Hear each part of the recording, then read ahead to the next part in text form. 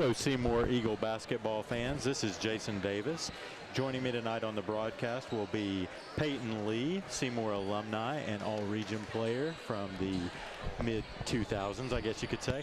And also joining us tonight will be Eli Scott will be on some of the broadcast with us. He'll also be doing sideline cameras tonight. Palmer Kinsel will be doing your main camera, and producing the games tonight will be Hayden Creech. We will listen here to the national anthem and get the introductions from Charlie Householder and be right back with you.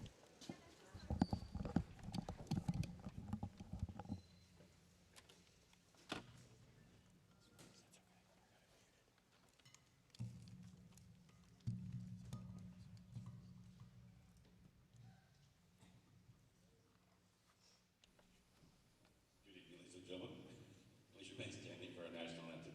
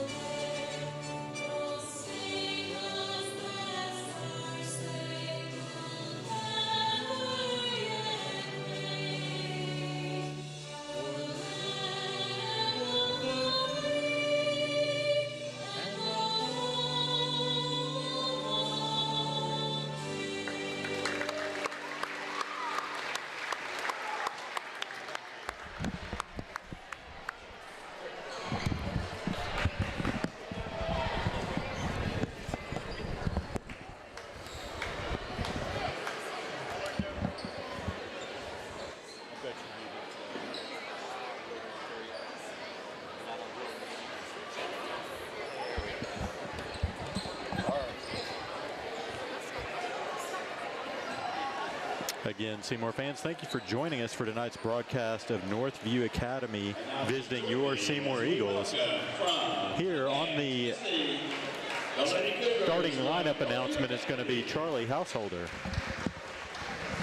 Starting tonight for the Lady Cougars, number 2, that's Kate Oliver. Number 4, Dora Houghton. Number 21, McKenna Russell. Number 30, Kylie Norwood. And number 31, Cheyenne Reed.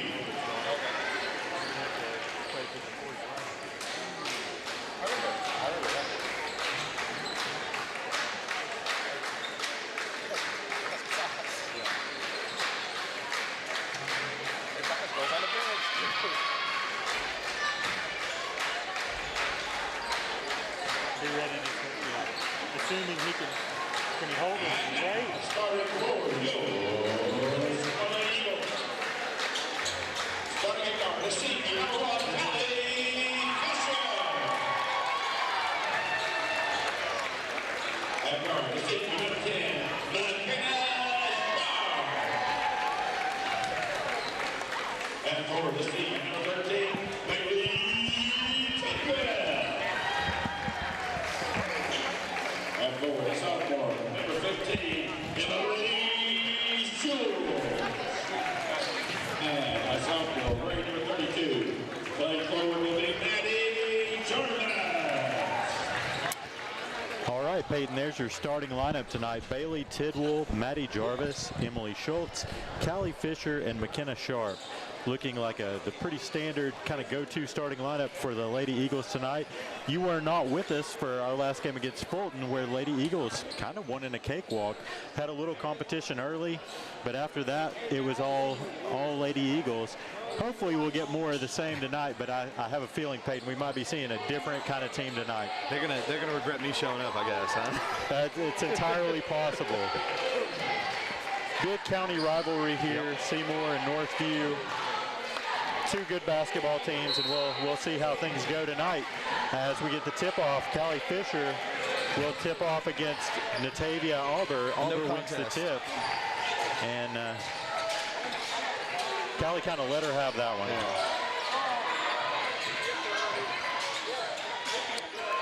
Callie Norwood works it down inside. There's 21. McKenna Russell stolen. McKenna Sharp comes up with it over to Callie Fisher. Fisher goes to Bailey Tidwell. Tidwell, 18-foot jumper, good. There you go. That's the way we like to start it. Good set, run some of their size off some screens and get them caught up in there. Tidwell's wide open. That's Norwood to the basket, no good for the Lady Cougars. We're coming back the other way.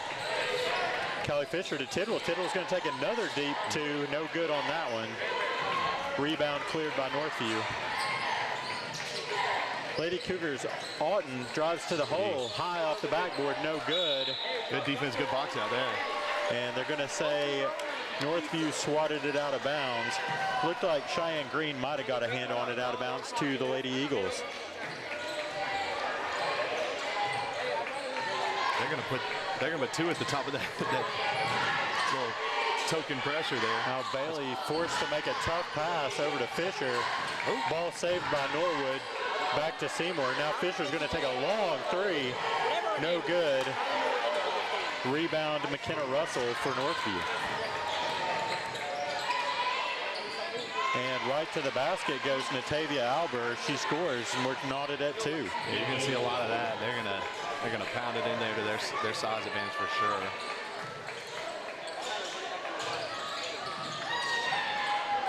Ooh.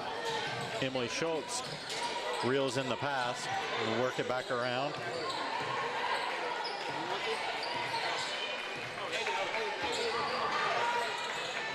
McKenna Sharp out to Maddie Jarvis. Jarvis over to Fisher. Fisher looks down low. Ball swatted away by Green. Good play by Northview defense as Nora Outen now looking to make something happen on the other end. Peyton, this Northview team comes in 16-2, 4-1 in the district. So probably one of the better teams we'll see here at home this year. And you see why. They just, whether they get it inside the score, they get it inside one of their tall players looking to distribute. It just looks pretty easy when they get it in there. Yeah, they fed that one into Alber, and she put it in. 4-2, Lady Cougars lead. Ball knocked out of bounds, going to stay with Seymour. They got a little Syracuse feel with them too. They're running this little matchup zone where they just have so much size. They can get out in the passing lanes and get to you with almost no effort. And then they effortlessly switch right into a man-to-man though. Callie Fisher looking to make something happen. McKenna Sharp for 3, off the rim, no good.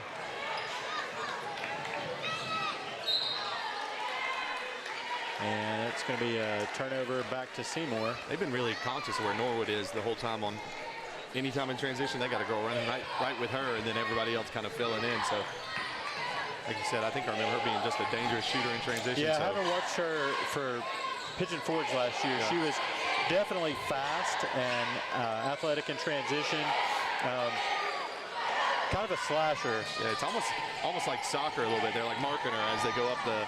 Maddie Jarvis probably going to get her for the travel, and they did. A little extra step there. But they're just like, all right, find her, everybody else in transition. One person's always responsible. So we got a nice win against Fulton on Tuesday. Last Friday, Northview played Fulton and won by 50. So we want to take that game, that win over Fulton positively. There's Norwood. Sure, there's Norwood knocking down a 3. Score 7-2 Northview. It's one of those you can just see by the way they were playing her. We hadn't seen them yet this year, so it was I was just like, I bet she's got a little game to her. Lady Eagles coming into the game 7-11 against Northview 16-2. Yeah. So on paper, it looks like Northview may have the advantage. We'll see how it plays out. Callie Fisher, no good on that little turnaround jumper. If Callie's playing her best, we can stay in it with most teams in the area.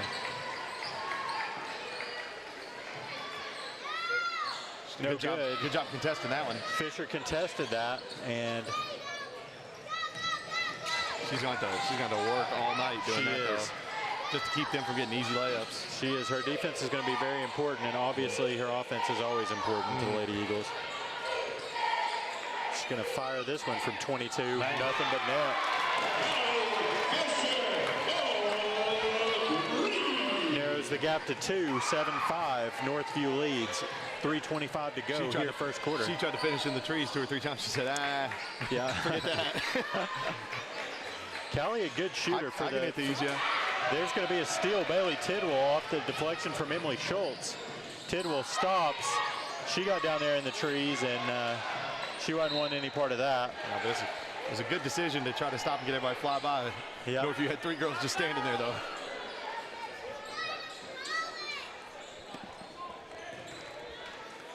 Fisher to inbound. She's going to go deep to Sharp. It's going to be stolen. Number 4, Nora Outen with the steal. She dishes over to Norwood. Norwood no good on the layup. Cheyenne Green, big girl down low, almost had the rebound, got it knocked out. And Northview Corral that missed the shot. We're headed back the other way. Underrated play there from Maddie Jarvis in transition, making that extra pass. Oh, Bailey Tidwell didn't call bank. She didn't call bank. That's why it rimmed out. But Maddie Jarvis just in transition, making nice little poke away there from Bailey. Making the guard make a decision, change that whole play. And they're going to get a foul on Norwood. That's going to send Bailey Tidwell to the line for 2. And we could knot up the score here at the 2:32 mark, first quarter.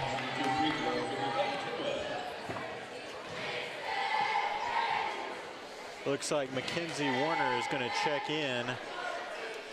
And she's going to get, we'll see. There, good shot. She's going to get Emily Schultz. Schultz will take a little breather. So we've got Warner, Jarvis, Sharp, Fisher, and Tidwell, the shooter. Second is good, ties the score, 7-7, 2:32 to go here first quarter. Bringing the ball up court is Chloe Henshaw, sophomore guard for Northview. Ball worked over to Nora Outen. Outen, a junior.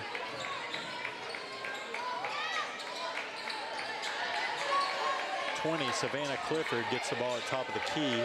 Over to Norwood, now out to Alton. Alton for 3, no good off the top of the backboard. McKenna Sharp. Student section, let her hear about that one. Oh, yeah. Deep 2 for Tidwell, no good off the back of the rim. And only black jerseys in the paint. It's a confident take there. You like to see her hit that shot, but she hit it early and she's taking it a couple more times. I feel every pass that Northview, as they take a shot here, every pass out on the perimeter for Northview almost feels like a waste. I would get it inside. We're not contesting any of those passes inside. Nora Alton with the 3 for Northview. We can't answer, so Northview's up 10-7. And you're right, what you've been saying, Peyton. Bailey Tidwell is going to go all the way. Oh, misses the layup. She heard those footsteps behind her. She had big footsteps coming in. Big Natavia Albert. She rushed it a little bit. But yeah, it doesn't even look like they're in a little bit of zone now, but we can't even contest a pass in there. I would just throw it in and let them look over the top of it. But Seymour doing a good job of taking away, I guess, what they want to do. Right there. Oh, they were trying to run a little back cut with Albert maybe, and the pass was there before she was. Yeah. They're going to get her with a foul. I think that's going to be her. Is that her first? I thought they got her down here earlier, but apparently not. Yeah, I think it's their first. Yeah, that's right. I think they got 30 on the other one coming They over did. the top, but they. My dad would call that a middle school foul. Just frustrated with the play that happened and just couldn't give it up. Yep. McKenna Sharp driving toward the lane. Now she's going to find Fisher. Fisher's going to drive baseline. Kicks it out to Warner. Warner to Sharp. Sharp's going to shoot the three. Bang! You know, so far we're going toe-to-toe with them.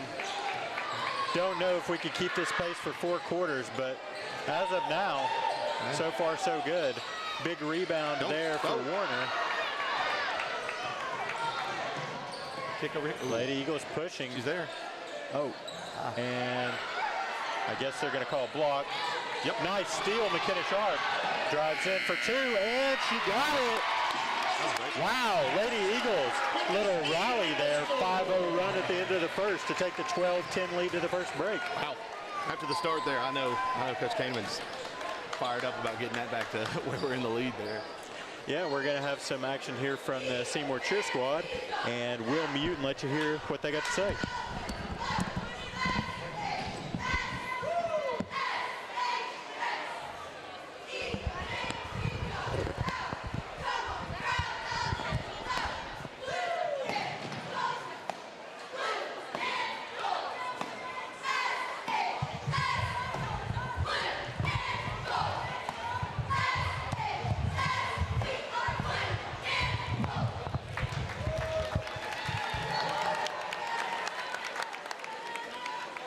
That was the Seymour High School cheer team.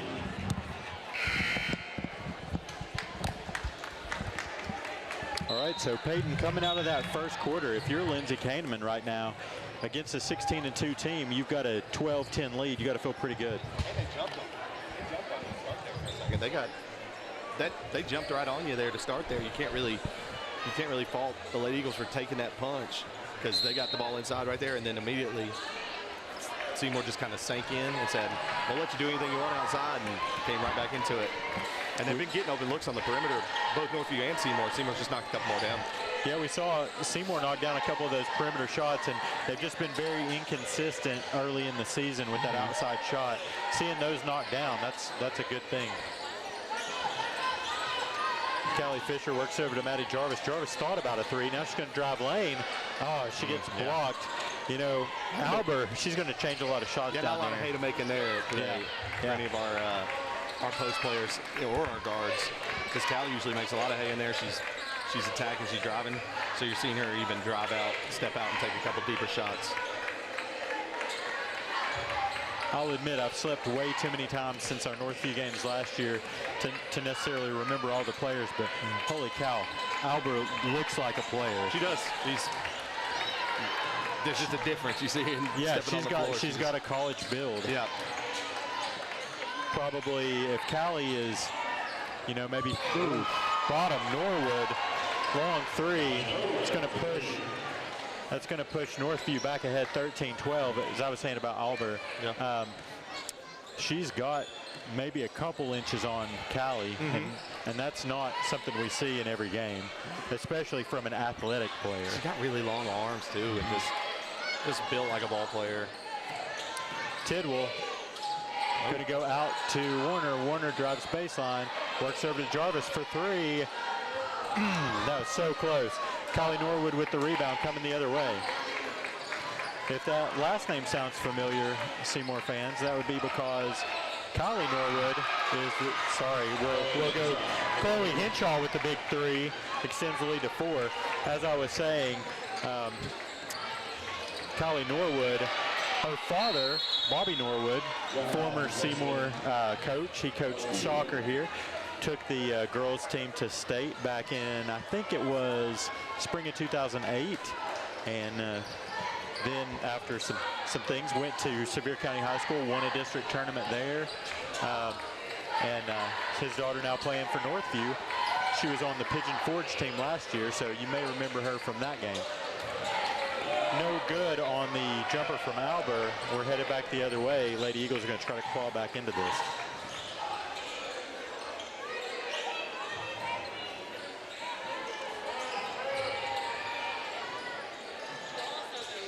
Tidwell Over to Callie Fisher.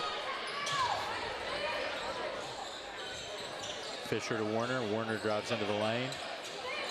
Now she gets it back out at 3. No good. Rebound Savannah Clifford. We're going the other way. Yeah, it's going to be a game of runs, and those runs are going to base off if the Lady Eagles are hitting their deep shots or not. It's Albert on the offensive rebound. Now Green on the offensive rebound. They're going to get a foul on Fisher on Green. It's going to send, excuse me, that's Clifford. Savannah Clifford is going to go to the line for 2. It seems like Northview in their in-between quarters said, hey, let's press it inside. Let's rebound. Let's get in there. Because the first time it looked like there were a lot of uncontested rebounds in there. Took some deep shots, and Callie just let the ball fall to her. So nothing like that coming in the second quarter. Everything's been at the rim. 2 or 3 people fighting for it. And just looking at sheer size on the floor, Northview should control these boards. Should. Clifford's second free throw is good. That's now a 5-point lead, 17-12. Northview over the homestanding Lady Eagles. Fisher brings it across the timeline over to Adkins. Adkins to Sharp. Back to Sharp on the wing. She drives toward the lane. Nice hands by 21 McKenna Russell. She's had a couple steals like that. She has. She got Callie just a minute ago, forced a jump ball, and then she's just really good at timing that ball going to the ground, and she just attacks. And then, as you often see, you compound a turnover by picking up a foul on the other end. Sometimes you just can't. You're trying to get it back so bad, or you're so frustrated, you just reach right back in there and say, I'm going to get that back, and double down on it. Going to work it down to Green. That's going to be knocked out of bounds. It's going to stay with Northview. I know I'm going to misname several of these Northview players because they've got a bunch of girls about 6 foot with blonde hair. Yeah, a couple tall blondes that all just kind of playing the same game out there. Henshaw to Alton. Alton back to Henshaw. Henshaw gets a screen. Now she's going to look down low to Clifford. Clifford going to get blocked by Callie Fisher. It's going to stay with Northview. Callie's probably averaging, 1.5, 2 blocks a game. Very active on defense. Good numbers for your point guard, right? Yeah, for sure. We talked about that a little bit after their game with Fulton. Just the defensive presence that she brings out there. Good hands by Tidwell, falling out of bounds. Holy cow. 21, McKenna Russell had the ball almost stolen, pulls it back, and then just casually hits a 3. And just completely under control. 20-12, now the lead. Seymour a little flustered, and you see a turnover, and I think that's going to be a timeout for Lindsay Kahneman and the Lady Eagles. Definitely, it's 12 to 10 at the end of 1. So we've had a 10-0 run for Northview here to start the second. 3 threes and a free throw too. Exactly the opposite of what I thought they'd come out and, like I said, on the rebounds they've established kind of just getting in there, but everything else has been on the perimeter and deep threes, completely under control. Seymour's you see why it's such a good team. Seymour hasn't been getting more than 1 look either. No. They missed down here. It's to Northview. And that's the difference between a team that just has a bunch of size and you're like, all right, they're good because they have a bunch of size. They play complete basketball even with all that size. You don't want to say it, and I don't mean that our girls are giving up or anything, but a lot of times we shoot the ball and miss, and there's 4 big black uniforms that have blocked everybody out in the post, and it's like a black hole. Yeah, just get back. Yeah. Ball inbounded to Nora Alton. Junior point guard brings it up. She goes to Clifford. Clifford to Green. Ooh, that's a good block. Green going to get Callie with a foul. It's going to be her second. And it's going to send Green to the line. Really aggressive on that block, but I thought she got all ball up top. Yep. She's trying her best to keep her mouth shut down there. You can kind of see the little smirk. She thought she had all ball. First free throw no good for Cheyenne Green, the senior, number 31. I had a fantastic coach tell me my senior year, he said, just put your jersey in your mouth and you can't say anything. Yep. Chew the hole right through it. No technicals, though. Second free throw for Green, no good. Can't get that rebound up. We needed that rebound. Yeah. Clifford got it instead. And now there's Alton. Yeah. Tried to work it back down to Clifford, and instead it's going to be intercepted by Bailey Tidwell, headed the other way. Tidwell Over to Atkins. Atkins for three, no good. Right to the Northview defense. That unusual release she has, I didn't know she was going to get it off, and she still got it off. I thought it was going in. Oh, man. Good look there for Green. No good. Two good looks. No good. Three good looks. No good. Out of bounds. It's going to stay with Northview. You know, you hate to see that. Two offensive rebounds on the possession. You keep them from scoring. Still it's out of bounds. Still their ball. Yeah, and Cheyenne Green, she was battling in there, and it's hard because you don't want to foul, but you have to box out that shooter, so it's tough. You got to time that right. Bailey Tidwell with the rebound. We're going down the other way. Out to Maddie Jarvis. Jarvis back to Tidwell.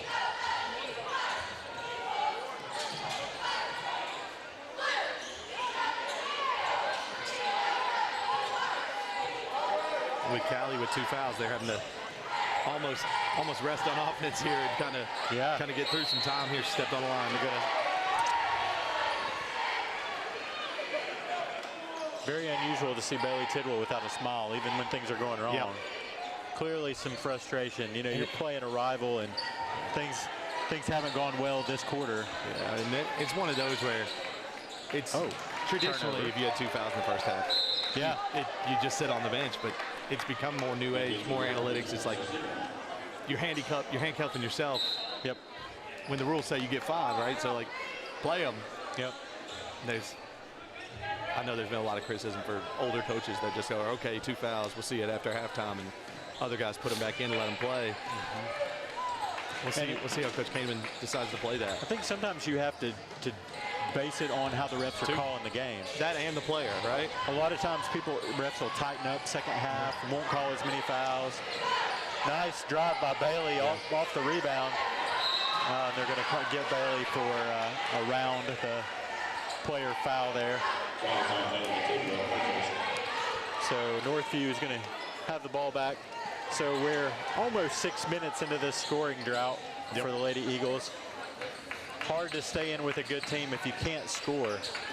And I think if you tell Coach Kahneman they only had 20 right now at this point in the game, she'd be excited, but they just stopped scoring. Kylie Norwood goes lefty off the glass. 22-10 or 22-12, double-digit lead now for Northview with 2 minutes to go first half. Oh, I'm going to get Norwood for a second, I think. Yep. Let's see if just missed a pick six there. She was about to run that all the way to the house. Coach is going to be she's going to be analytical or not analytical. She's going to take her out. She's going to take her out. Yeah. Easier decision to make when you have multiple ball handlers and that pass up 10 thrown away, and nice play there by Emily Schultz to bat it back in right off Outen. Or excuse me, that's not Outen, that's Albert. Yep.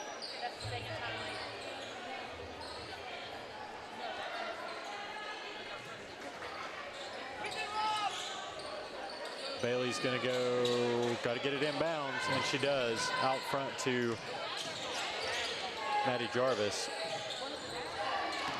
Tidwell looking to make something happen, and it's going to be a McKenna three, no good. Albert rebound, going the other way.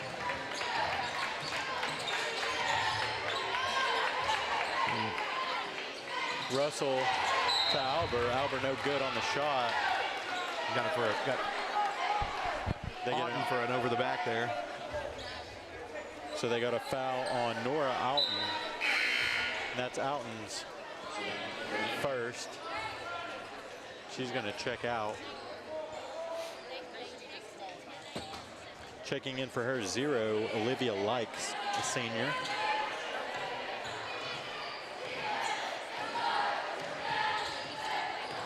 Jarvis screen sets up a Bailey. Hey, there we go. Had her foot on the line, but they're going to give her 2.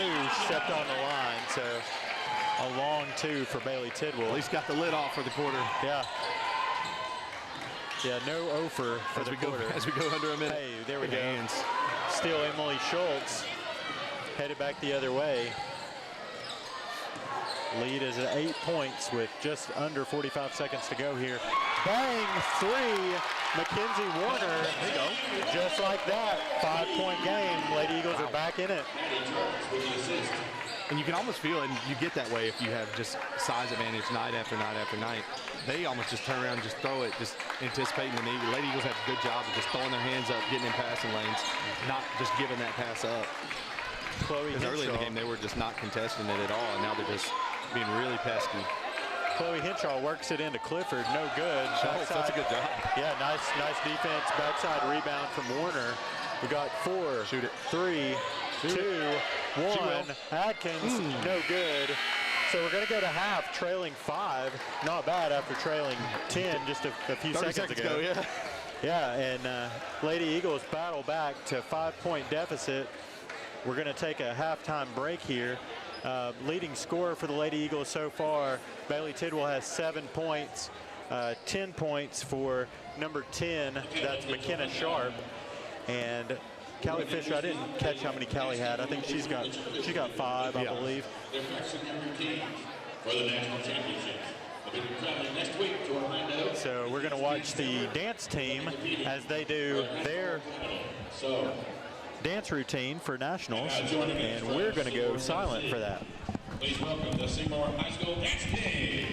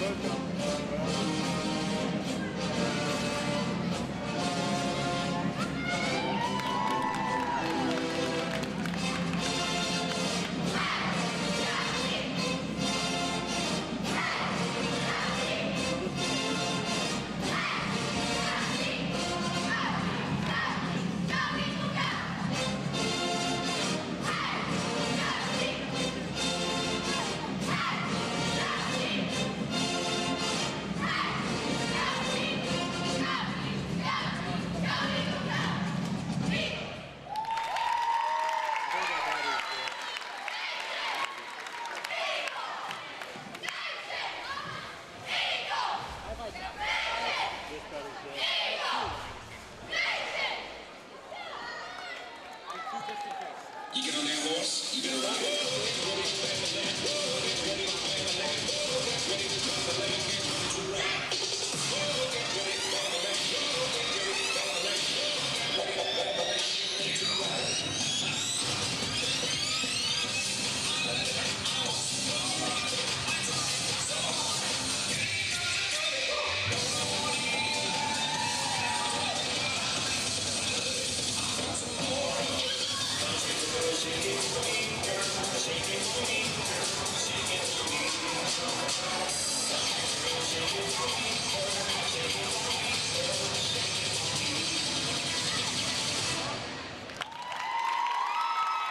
We'll see my high school dance team.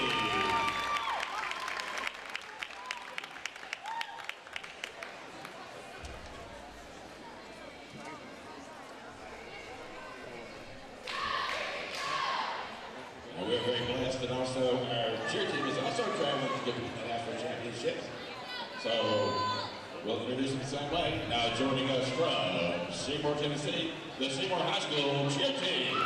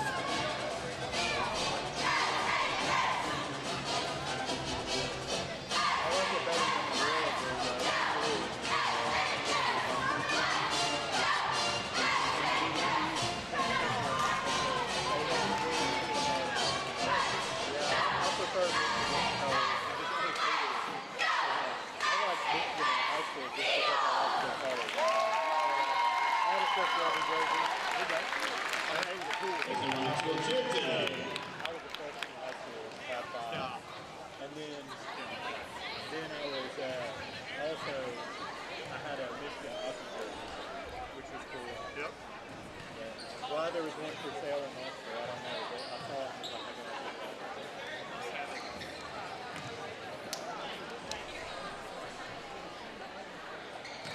I think that's when they were really trying to promote like pro hockey in the U.S. And so they were marketing it even though they could. Get any kind of hockey in. Yeah. They would talk about the Frozen Tour, the last 4 games.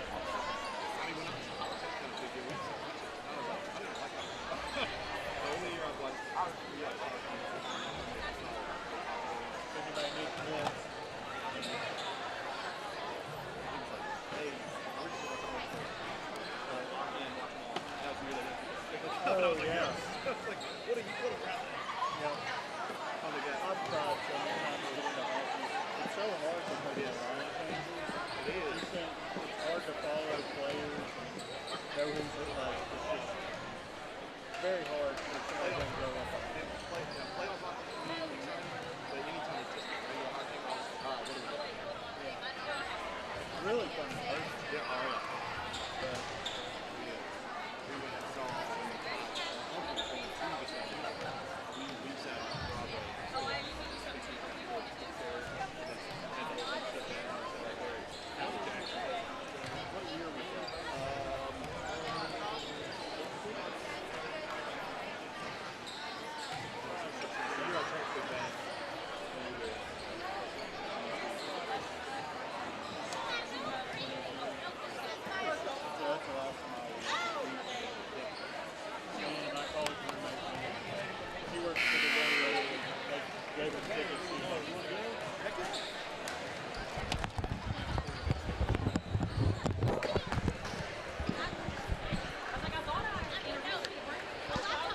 Peyton, so we return to this game. Seymour Lady Eagles trail Northview Academy 22-17 at half.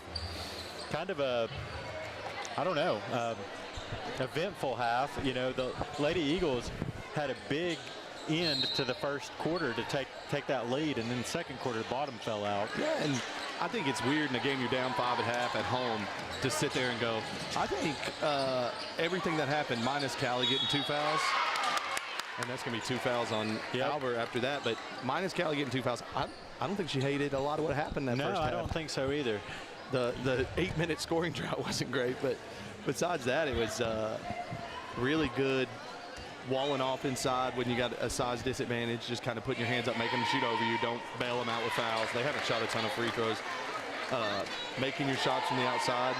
It got streaky after the first quarter, but right there at the end, we ended on a flurry, and here Callie comes attacking the rim, getting a foul. Fisher's second free throw, no good. Rebound Northview. Northview back the other way. Nora Alton Swings it over to Albert. And here's a little. There you go. Hey. Make a play. Nice. Good hands there, Emily Schultz. I tell my fourth graders all the time, it's just, if you help over, make another pass. Only bad things can happen.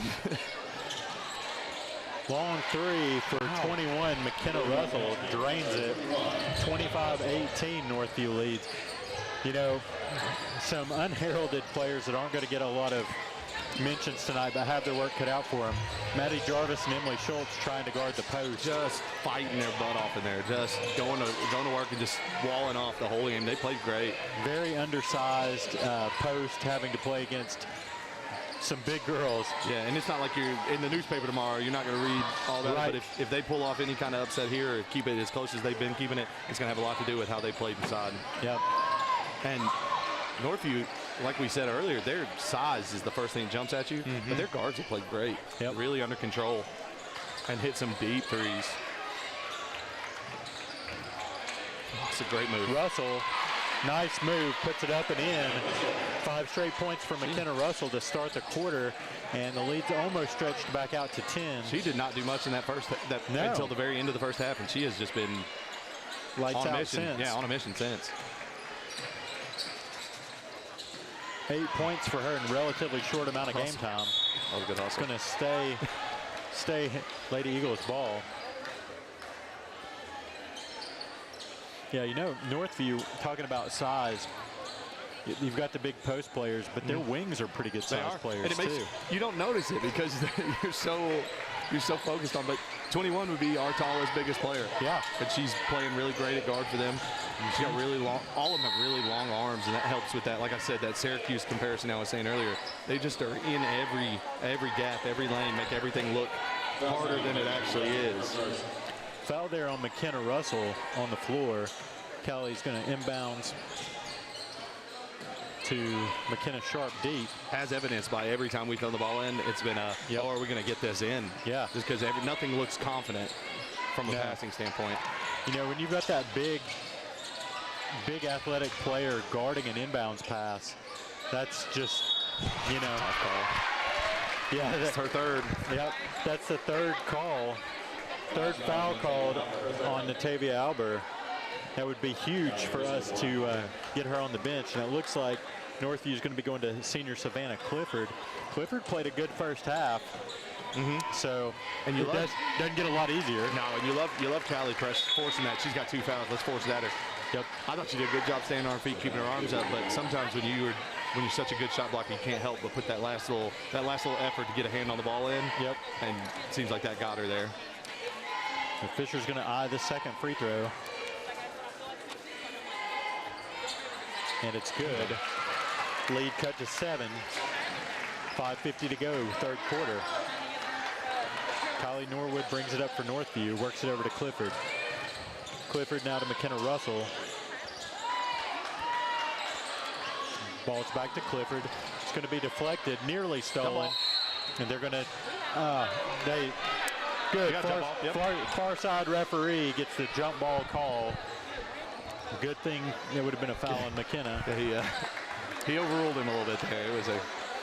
Instead, the jump ball is going to stay with Northview. Another one. Long three, Norwood. Good. Wow. Welcome back to Seymour, Kylie Yeah, Norwood. you can see it coming off her hand, just how she was taking the shot. She was Lead going now to drain that one. back to its largest at 10 points, 30-20. Fisher looked like she was going to take it all the way. Thought twice of it. Maddie Jarvis no good on the 3.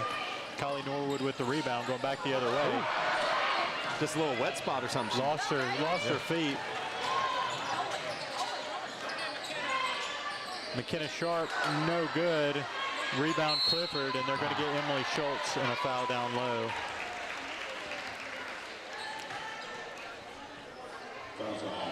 That's going to be Schultz's first foul of the game. Clock now under 5 minutes, third quarter. Northview leads by 10.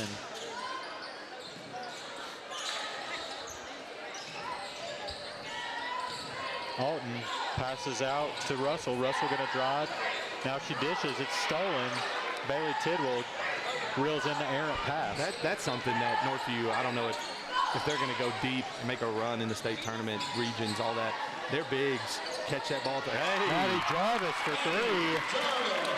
Their bigs, all their bigs catch the ball right there, and they don't even look to attack, look to take a little short jump shot. They're really going to have to be aggressive once they catch the ball just wide open in there.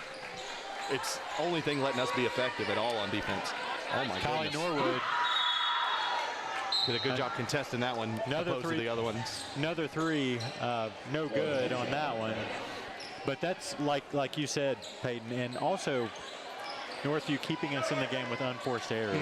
They've made a lot of little piddly turnovers that you wouldn't expect for a Coach Shelley coached team to be making mistakes like that. So there'll be things they want to tighten up, I'm sure. That's going to be a jump ball. Should stay with us. Yeah. And they don't usually wait till an upset bid's lost, and they're like, well, you got to do this in an upset. You can't do these things. That's a play right there that keeps you in a game right there. It's just they pick that up, pitch it, and go score here. It's a whole different game than if you can cut it to a 5 or 6 point game, or 5 or 4 point game right here. Yeah. They kind of didn't guard the inbounds as aggressively there. Yep. We finally didn't have to go long for one. They're going to get, is that 5 or 4? It's 4. Okay. Bonus the rest of this quarter for the Lady Eagles. So keep being aggressive. And I think it's some of that foul trouble that's made them go into a more of a zone, less aggressive look. Even in their zone, they got hands. Yeah. They got hands all in the cookie jar there. Bailey Tidwell, another long 2, no good. I always wonder if Bailey's trying to get that off the glass. She's had 2 or 3 of those where She has. They've either just been long because she's been moving forward on most of those shots, or she's trying to get it off the glass there. But not even a look for 21 when she caught it in there. Northview working the ball around. Russell to Norwood. Now number 3, that's Henshaw, no good.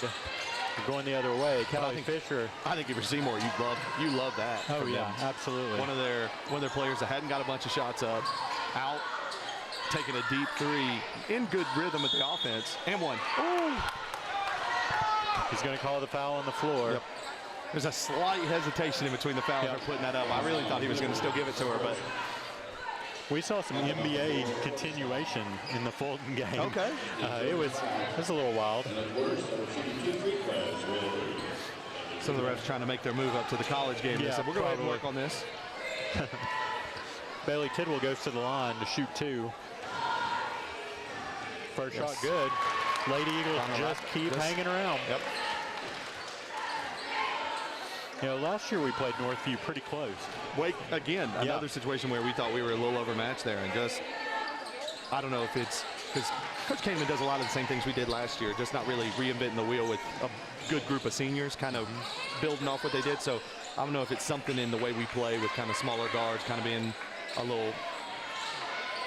Good job, Callie. Nice Dennis Rodman style tip rebounds for Callie Fisher there. Oh, nearly a steal for Chloe Henshaw. The sophomore, real active in the passing lanes there, knocked it out of bounds. And that's one where Callie just walls up, stands there. Yep. But 20 is thinking about that 2 or 3 blocks in the first half, and she kind of just flips it up quick. Yep. She thinks Callie's going to be aggressive and try to block that. And that just affected that shot. McKenna Sharp's going to fire 3, no good. Yes, Callie, good rebound. backside rebound. And one. Oh, puts it up, could have got the and one. Back to 4. Lady Eagles cut it to 4. This is the closest it's been for a while. No good. Callie Norwood misses off to the left on that shot. They're going to get Bailey Tidwell. That's going to be her second foul. That's one you just say thank you for missing that one, and you keep on rolling. Yep. Ball inbound to Chloe Henshaw. Sophomore gives to Norwood. Now Russell with it. Goes into the paint. No good. And ball. They're going to call ball off Savannah Clifford and back to Seymour. Seymour can make this a one-possession game. That's the move right there that I'm talking about, though, for those bigs in Northview. Yep. Seymour wasn't. Callie ended up catching her by the time she got to all the way inside, but there was no resistance until the rim. And what little rim resistance we have with hey, I like to see that from Mackenzie Warner. You see her aggressively take the ball to the hoop. She saw the whistle we're getting this quarter, and she said, I want some free throws. Yeah. 'Cause I'm not sure about a couple of these, but if you just keep being aggressive, keep putting the onus on the ref to make the call, they'll keep doing it. If they showed you, they'll do it. And in a game like this where we really haven't been penetrating, haven't even really been looking to penetrate much, sometimes that's a good little change of pace. Yep, and I'm knocking all the wood, but earning it at the free throw line, going up, not making the most of it. Mackenzie Warner, no Nailed good it. on the second, but the lead now just 3 One points. possession. Taking a couple big punches from Northview and just hung right in there. Norwood and Henshaw playing a little two-man game out top. Callie just walling off inside, not letting 20 get possession, making her work too. Henshaw goes down to Russell. Now Russell back. And that time, Savannah Clifford got it to go in. Lead back to 5, 1:30 to go, third quarter. Mackenzie Warner, no good. That's when we want to go back to the rim again. Yep. You got everybody in transition. She just had a good take to the rim. Take it again. Yep. They want you to take that shot in transition. Good D. Oh, No. good finish. Nice finish. Nice finish for Nora Allen. I thought that was a miss for sure until it went down. I was already ready for us to get the rebound and go. It was a great finish. Lead back to 7 for Northview. Just under a minute to go, third quarter. Callie's got a good internal clock in her head. She flirts with that 10-second every time she's walking that ball up. Bailey Tidwell goes hard with the left hand, can't convert. Now she's putting some pressure on it. Putting on some pressure. You don't want to pick up a ticky-tack foul here. Oughton to Russell. Russell over to Norwood. Now Norwood down to Clifford, who spins left. Callie did a good job, and McKenna just got her hand stuck in there, trying to reach in. They got McKenna on the foul. I was thinking that was going to be called on her and not Callie. Yeah, I thought Callie did a really good job making, and that's what they've been telling them to do. Make them make those shots. And they've made a couple of them, but hey. Clifford no good on the first free throw. See if we can have us a 30-second flurry here again. I'd like to get a couple. We've been keeping those in our pocket for the end of each quarter. A couple more baskets, get back into this thing. I mean, we're in it at 7, but Clifford's second free throw is good. Takes it to 8 with 30 seconds to go in the third quarter. Jarvis bringing it up court, meeting her at the half court line. A little bit of pressure.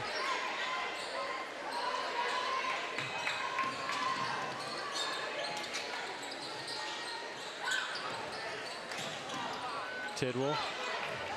Pass to Fisher on the baseline. Back to Tidwell. Tidwell. Move. Nice move. Bailey Tidwell scores right at the buzzer.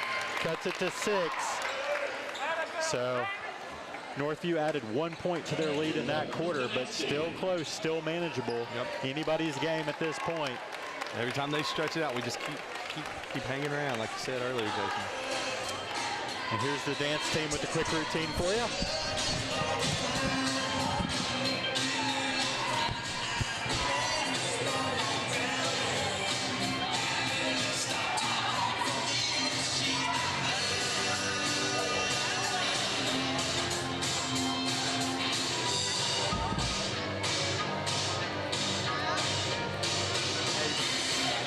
During the boys game, ask Peyton if she wants to do it, and then you can just kind of sit with her and show her how to do it. You kind of control it in your mind, but tell her when to switch.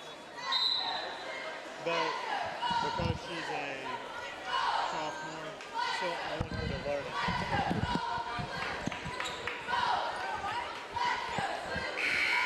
All right, here we are joining in the fourth quarter. Seymour trails Northview 35-29. 8 minutes to play. This Northview team brings a 16-2 record into the game against Seymour's 7-11 record.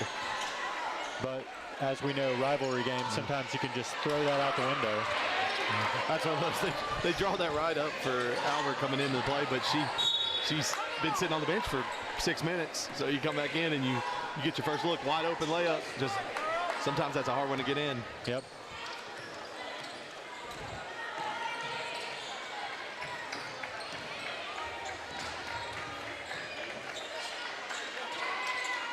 Kylie Norwood over to Russell. Russell had a nice third quarter. To work it in to Albert. Now it's back out to Russell. No good.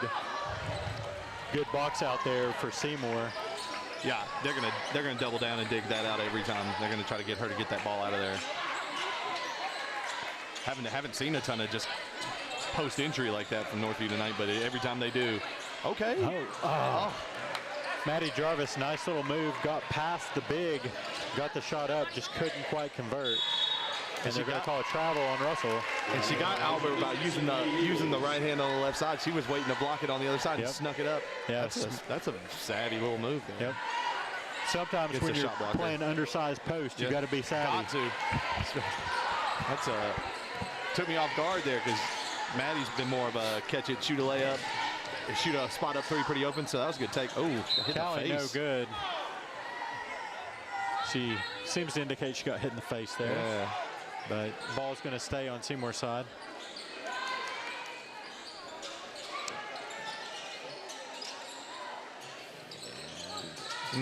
Ball inbounds to Bailey Tidwell. Tidwell gets the screen from Jarvis. Works back out center.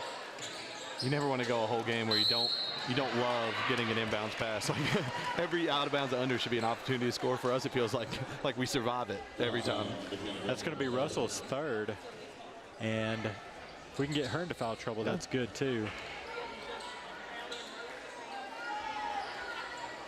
Northview getting a little frustrated. They've gotten I wouldn't say a rough whistle, but just every time they make any kind of contact, the refs are seeing it, so they're making that call.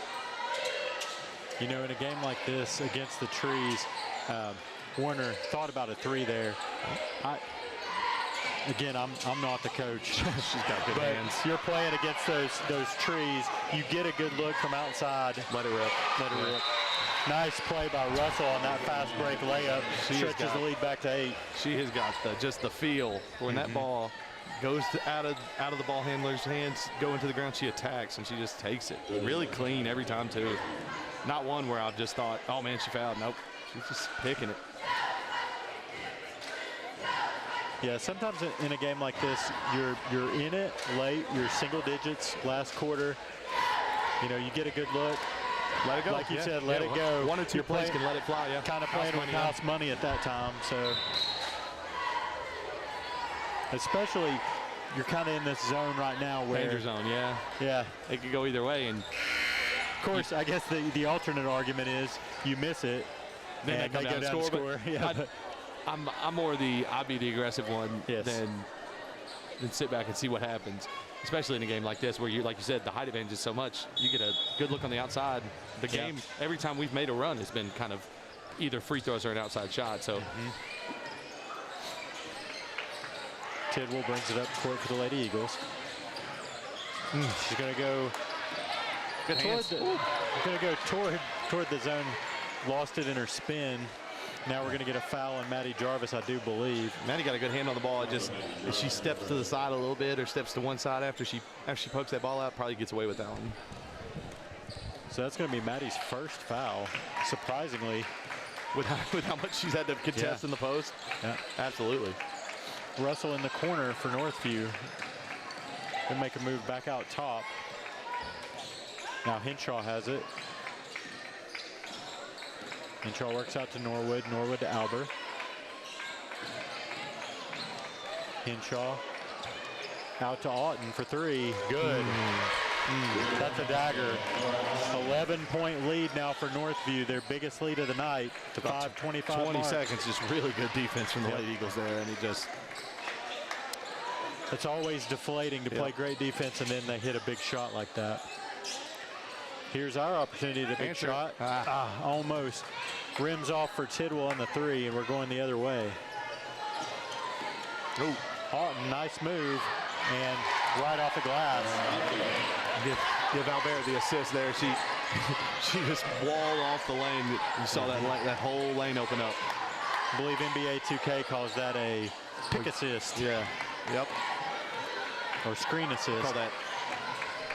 College announcers are obsessed with it when Tennessee plays now, but anytime Jalen Carey does it, they start talking about Marcin Gortat. They call it a Gortat screen, where he seals off for John Wall, and it's just, I've never heard the phrase so much, but it works so well sometimes when you can really just wall that off. Yep. It's a wide open lane, and it's totally legal. Yep. The little walking screens. Yep. Kelly Norwood will inbound. Ball into Chloe Henshaw. Henshaw looks to the sideline, gets a call from Coach Brooke Shelley. Oh, they're gonna get Callie on a little ticky-tack foul from behind there. Yeah, she just too much size there for Callie. She jumped and just missed the steal and then fell into her. Albert's going to go to the line for 2. I'll tell you what, Jason, I'll give you a call now. Northview's going to have just a game-changing turnover at some point in their season, the rest of their season. Their guards flirt with that half-court line every time they throw the ball in. Yep. Unnecessarily, they just hang out right in between. They're going to have one, but one ref just decides he wants to call it. Yep. They just hang out on it. I had a college coach, if we caught the ball within a foot of the half-court line, he would just scream his head off, and you'd be out so fast. He's like, there's no reason. Every time they do it, I have Vietnam flashbacks there. Now they're going to call an offensive foul on McKenna Sharp, setting a screen. Northview's lead now stretched to its largest at 15. A lot of shoulder there. She was really trying to set a hard screen and just a little too aggressive.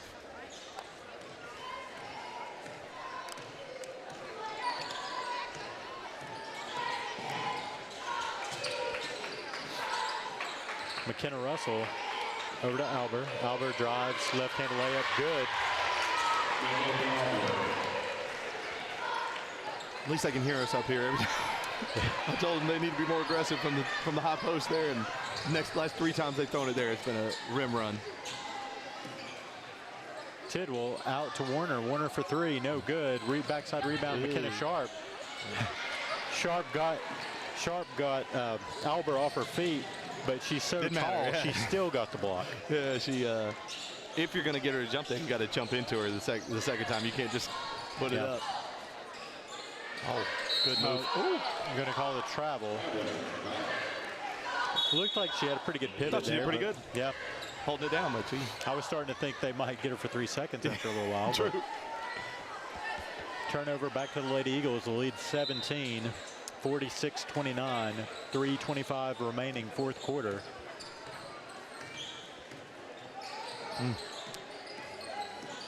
Fisher sets a screen for Tidwell. Tidwell drives toward the lane. She doesn't have anybody to go to. Going to be stripped by Chloe Henshaw, and we're going the other way. No, Tidwell fighting for the ball. Tidwell's going to pick up her 3rd foul. Henshaw ended up with that steal, but it's 21 again. It's McKenna Russell just getting her hands in there, just poking that ball away. It's going to be free throws for Northview here. Going to the line will be Chloe Henshaw.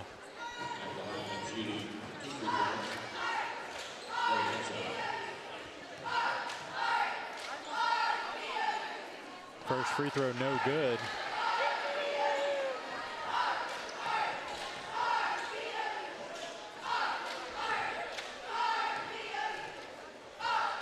Second free throw, also no good. Rebound, Albert puts it right back in. Yep. Lead now 19 for the Lady Cougars. She is fresh off the bench. She's making the most of it in the fourth quarter here. She's got averages to maintain. Yeah. Callie Fisher, deep 3, no good. Big rebound.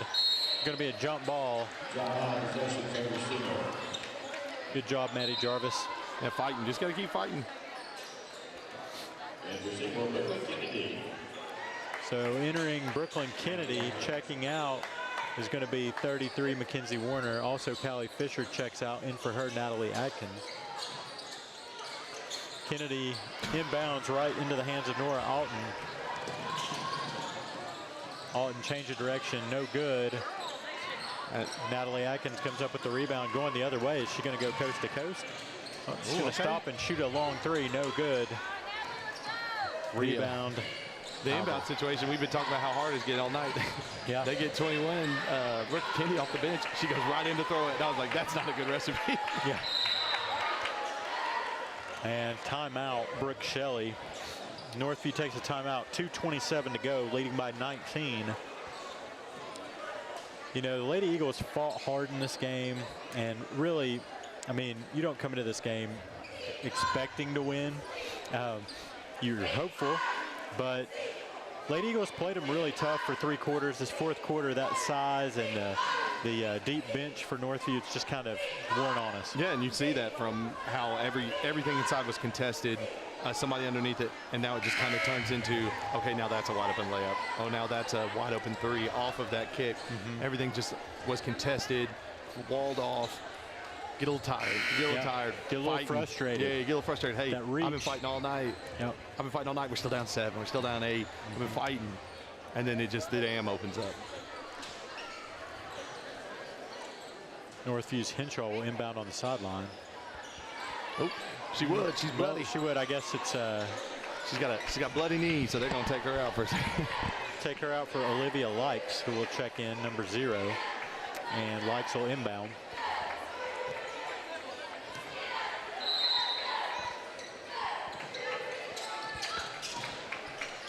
To Albert. Good hands. Good hands. Natalie Atkins. Right back at you. One too many reaches there. They're going to get Russell's 4th foul here. She's going to stay in the game. I got a feeling she uses all 5 of those every time. She's so aggressive on defense.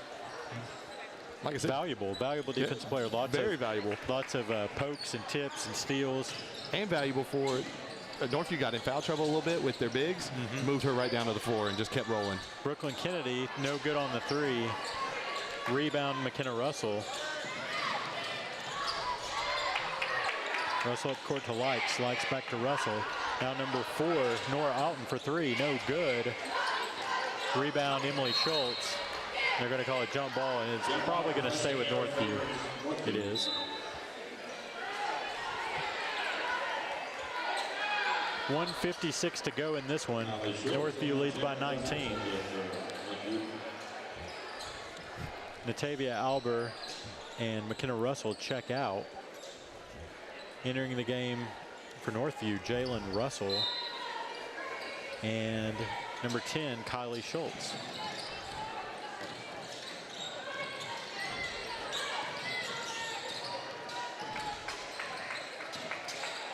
Oh, nice play, Nora Alton. She just waited on the defense to come to her, and she went around them and laid it in. She's had a quiet 12. She's got 12 right now, but every play she's made has just been a backbreaker. Bailey Tidwell, 3. Up deep 2. Deep 2, not a 3. Another deep 2. Yeah. She's flirting with that line too. Nice move for Savannah Clifford. She scores. Checking out is going to be Nora Alton. Checking in is going to be Lily Yates, a junior. Another tall junior for the Lady Cougars. Brooklyn Kennedy handling the point guard duties as we go down the stretch here. Minute and 10 seconds to go. Looks like Natalie is going to pull that. Bang. And hit it from the logo. Lacks zero confidence. Yeah. We'll take it. Cuts the lead to 18, 52-34. And you can in a game like this. That's somewhere where you freshmen can grow. Just go out there, they don't feel any leash at all. They can just say, this is your 2 minutes to go show us.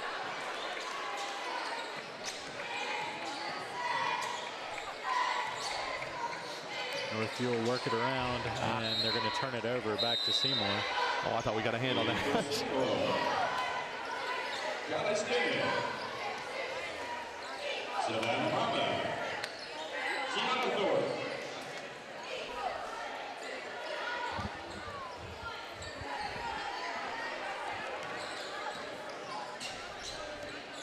Brooklyn Kennedy brings it up court.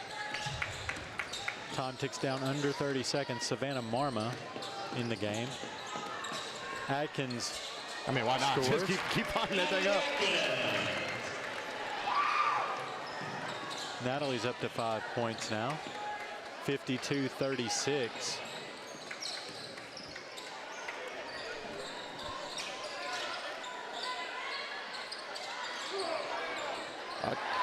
A lot of chances down there for Northview there. Game over, 52-36. And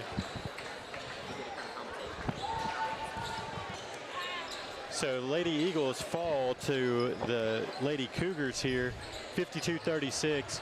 Our player of the game, what are you thinking, Peyton? We haven't thought much about it, haven't talked about it. No, this is kind of an effort where everybody kind of contributed a lot. I'd probably go with Bailey Tidwell. She was really aggressive on defense, led to a bunch of steals, a lot of fast breaks. Could have even had, she ended up, I believe, with 11. Go her way, but I'd go with Bailey. Yeah, it sounds good to me. Bailey Tidwell will be our girls player. We'll try to get her up here for an interview as I mess around with all of our stuff here.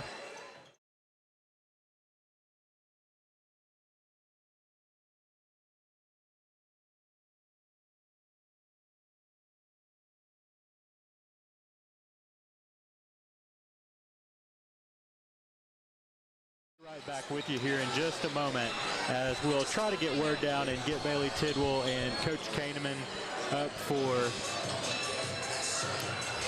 a little interview post game. Again, we'll be right back with you here at Seymour High School.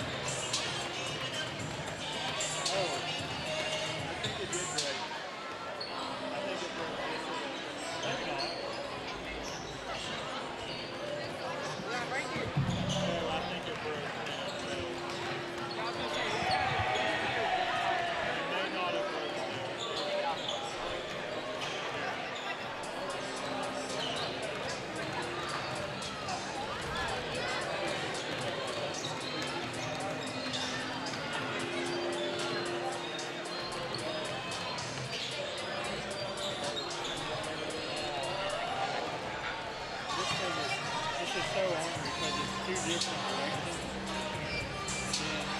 And you have to get it.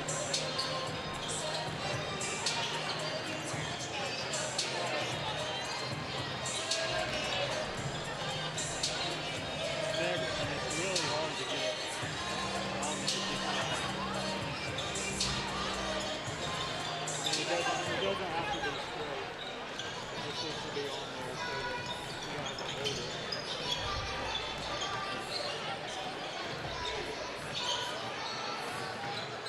Yeah, it doesn't have to be straight. Lady Balls are winning. Are they? 17-15. Who are they playing now? Kentucky. Oh, you got a still house on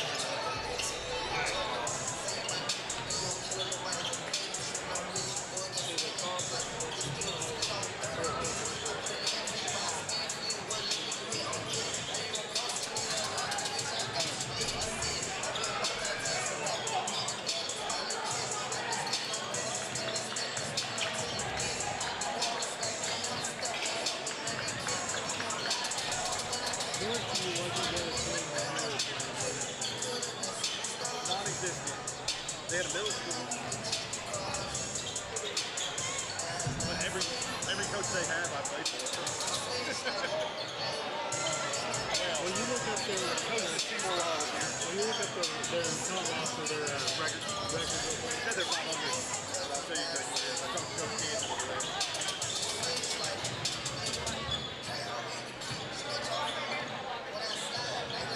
Also, see what Seymour is.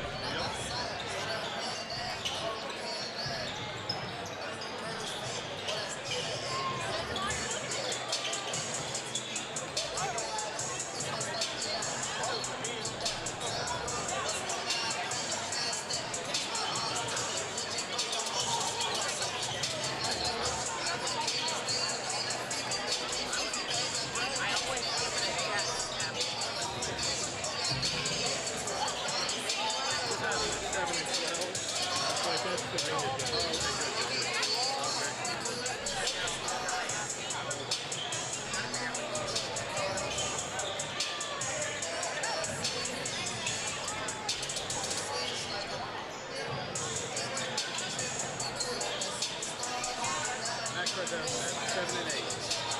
24 in this. 7 and 8. What is the difference? 24. Yeah.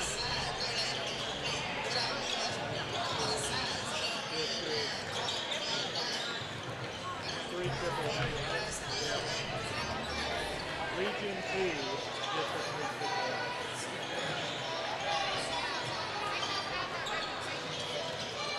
What's in the Seymour? 13 and 6. 2 and 2 in the division.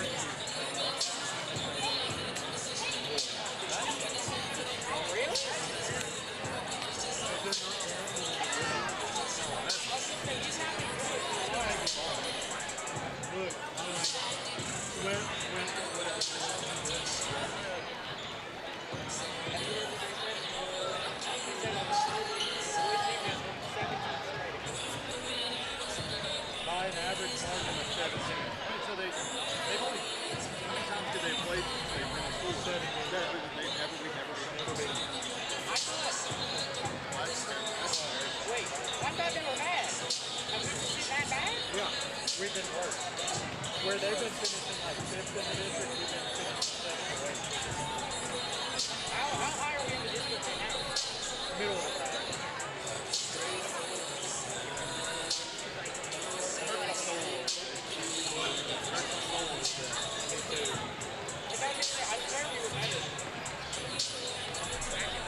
We haven't been good in your lifetime.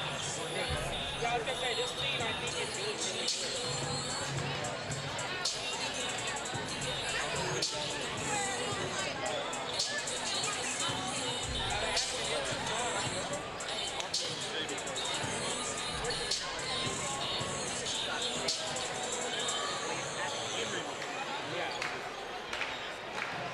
Well, like my dad was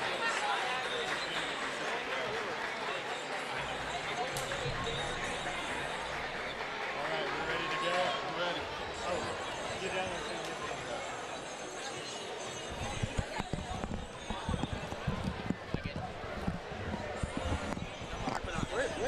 All right, sports fans, joining us for this next game, it's going to be Northview versus Seymour. Tonight's varsity boys matchup between Seymour and Northview has a very different feel than it's had in years past. Northview comes in 7-8 overall, 1-4 in District 3 AAA, while Seymour is 13-6 under second-year head coach Clint Sharp, who's clearly turning things around here with the Eagles. Northview and Coach Corey Harkleroad have absolutely owned this series, Peyton, sweeping 17 straight varsity matchups with Seymour dating back to 2018. Every time these two teams have played in the history of the schools, Northview has won. That is a crazy stat. By an average margin of nearly 17 points per game. Last season alone, the Cougars took all three matchups, 82-55, 58-57, and then 107-72 in the district tournament consolation game. It's a one-sided contest, one-sided history, but tonight things are hopefully going to be different for the Eagles as this Eagles team comes in primed for this game. You got to feel like if we know that stat, they know that stat. That is, Coach Sharp's usually all over something like that. Just any kind of motivation you can get, and in a kind of a new county rivalry, it's a situation where you can get that kind of motivation. We're going to kick it down to Charlie Householder for the quick intro of the Seymour boys. We'll be right back with you.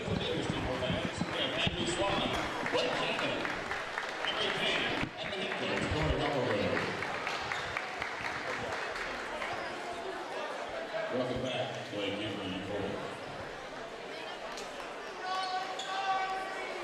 And now, starting for yours, starting on the sophomore, Antino Reed Russell. Starting on the senior, number 11,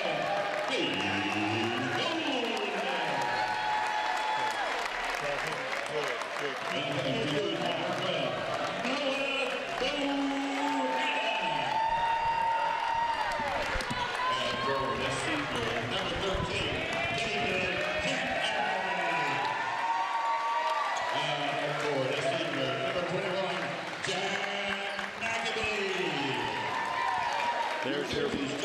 There's your boys' starting lineup, Peyton. Hayes Golden, Reed Russell, David Canterbury, Noah Bohannon, and Jack McAbee. Eagles coming off a hard overtime loss to Fulton on Tuesday. You missed out on that one, Peyton. Yep. It was quite the game. I saw some highlights late. What a shot behind McAbee to force overtime. Jack McAbee hit a big three to force overtime. Also joining us here tonight is going to be Eli Scott, who normally is running a camera for us. We're going to give him a little mic time. Welcome, Eli. Nice to be here. Big, loud shoes to fill over there. Eli is a junior, an AV student, and also involved in band. Yeah. Yep, I believe it. Quick foul. They're going to get a quick illegal screen there. He just went ahead and started rolling. That's as much on the ball handler as it is on him there, because just got to set that screen up. Got to give him a second to come off of it. Hayes Golden brings it up for the Eagles over to Canterbury. Now Reed Russell with the ball. Now, Jason, it looks like Reed's in for Talon, who's injured. Yes. Was that an injury that was in Fulton? Or?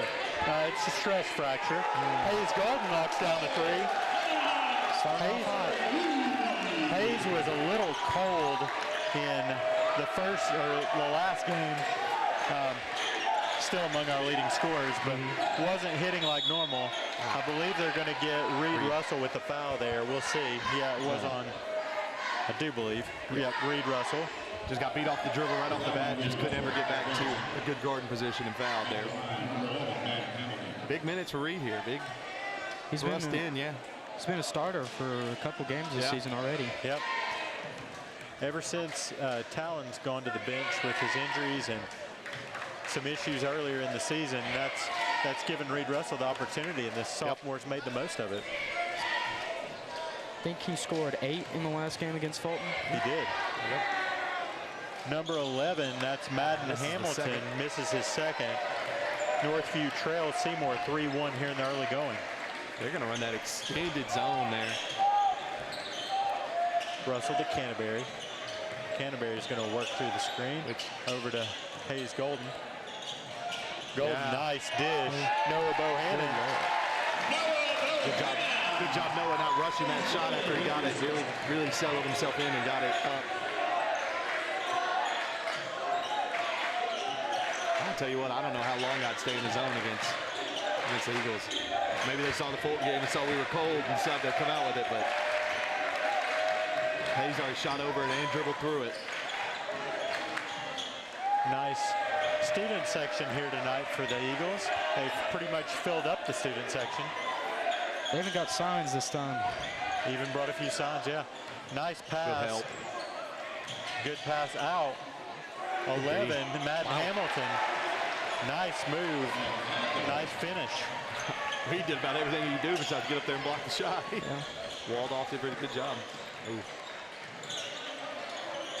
There he is. Russell finds Hayes Golden on the wing. No good.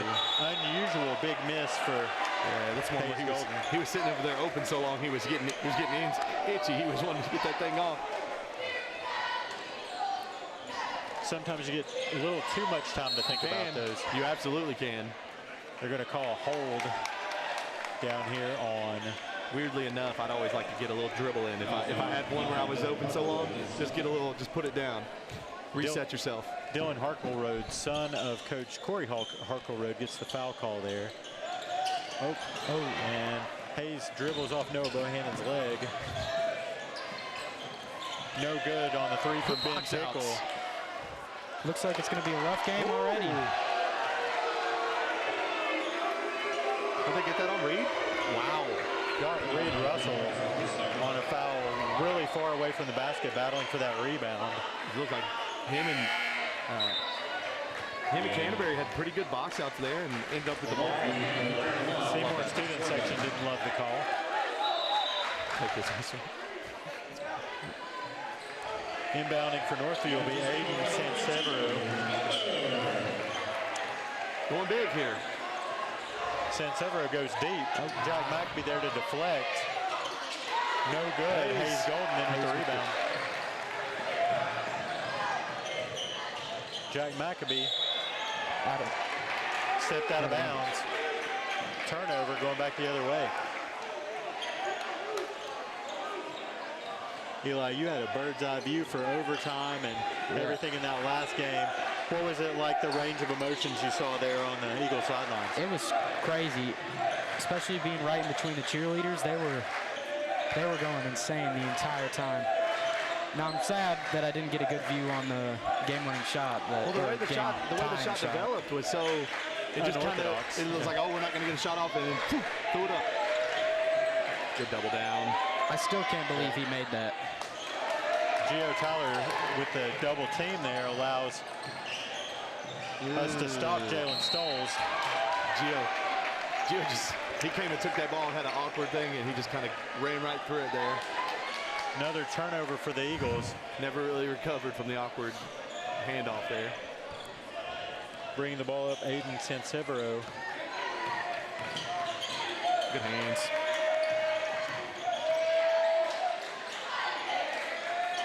Northview works it around. Now Madden Hamilton with the ball. Out to Stoles. Stoles over to 21, Josh Servin. Seymour coming way out with that Stoles, pressure. nice Good pass to Ben Pickle, cutting Ben Pickle, who scores, ties the score 5-5. We'll go back. Eagles, oh, Gio, no pass out. He Had a layup. yeah, he had a layup. I think he did not expect it to be empty down low when he got there. Eagles work the ball back around. That's when he's going to catch on film and go, I did not see that at all. McAbee to Gio. Gio draws the foul. Man, he got like slapped. Yeah. He's going to go to the line for 2. Gio plays with a lot of emotions. That's one he needs to get it going. Get some juice flowing. Get an opportunity to see Gio at the line here, something we haven't seen a whole lot this season. At home, anyway. First free throw rims out, no good. A little word of encouragement from David Canterbury. 4:05 to go, score not at 5-5. Still 5-5. Noah Bohannon worked his way around. That's one where the ref looks at the guy probably out on the Eagles. He goes, I can give you foul, I'll give you the ball. What do you want? That's one of those hustle calls. Yeah. You just go, all right. Know, he hustled to get in position for that rebound, and it paid off. McAbee sets a pick for Golden. Golden over to Canterbury. Works it to Tyler. Tyler goes baseline. Oh, good pass. Nice pass to Noah Bohannon. Can't hold on. We're going back the other way. Ben Pickle, fake. Now over to Stoles. Stoles to Sansevero. That's going to be Madden Hamilton, no good. Gio Tyler. Gio Kicks it into high gear and gets over in that corner to get the rebound. This zone will test Hayes' patience because he's going to have to, they still put some pressure on you, but he's going to be able to get a couple feet behind the 3 look anytime he wants. Could have got a foul there on that aggressive closeout. No call.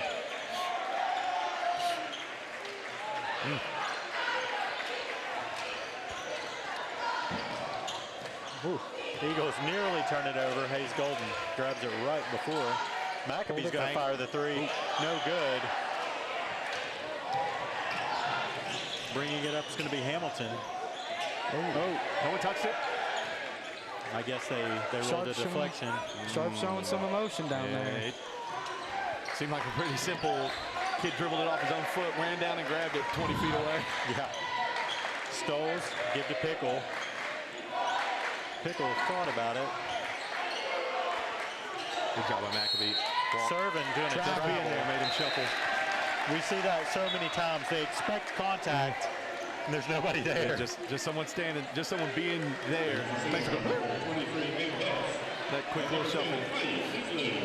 You know, so far, Seymour has not played their game. Nope. It's 5-5. If we can get things going. No, it's felt a lot like watching Tennessee's men just kind of, every pass feels like it could be a turnover. Speaking Everything's of, been a little sloppy, yeah. It just felt like that. they're going to call a walk. What? No, they're going to call a foul. Bail out. Nice little bailout. Looked like Stoles wanted to argue it. Didn't realize it was. He thought they called a walk. Yeah. He knew he was in the wrong. Timeout. Teams go to their benches to talk about it for a minute. Yeah, this is one where Coach Sharp's going to be like, all right, we got away with playing 6 minutes of not us. Yep. And it's still a new game. Let's go ahead and just jump right back into our game. Let's value the ball. Play possession.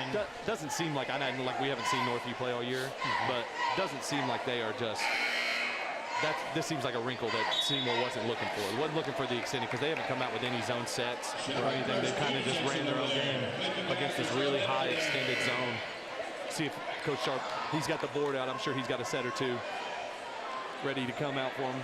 Coach Corey Harkleroad, you look at him down there, young coach. The former Seymour assistant. Very experienced. He's been Northview's head coach since they've had a varsity program. So all 17 of those 17 straight wins over Seymour have been on his watch. He's a Seymour alumni, I do believe. Yep. Played under Randy Moore, I do believe. Yep. Coached under Randy for a little while. Yep.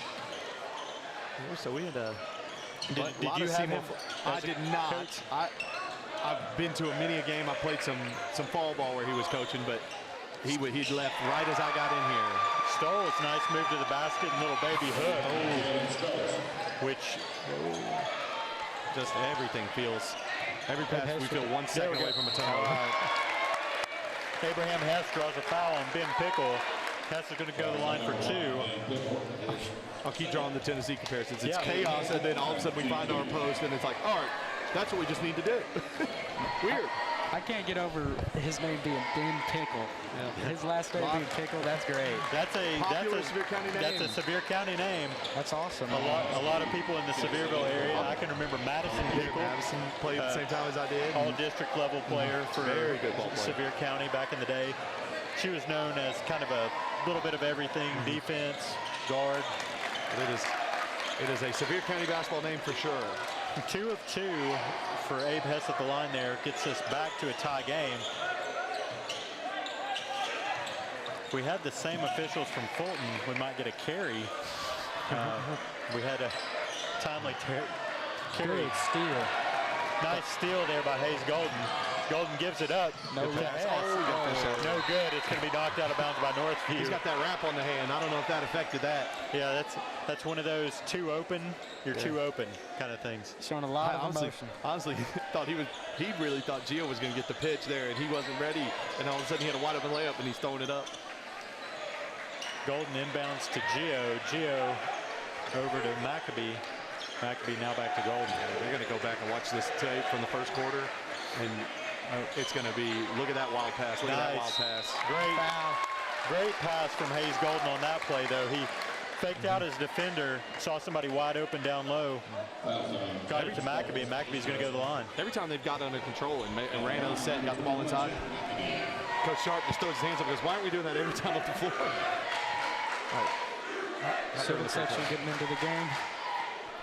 Student section, we like to see the student section in the game. Are you guys, is the band going to have any pep bands for basketball this season? Do you know? Now, this ain't.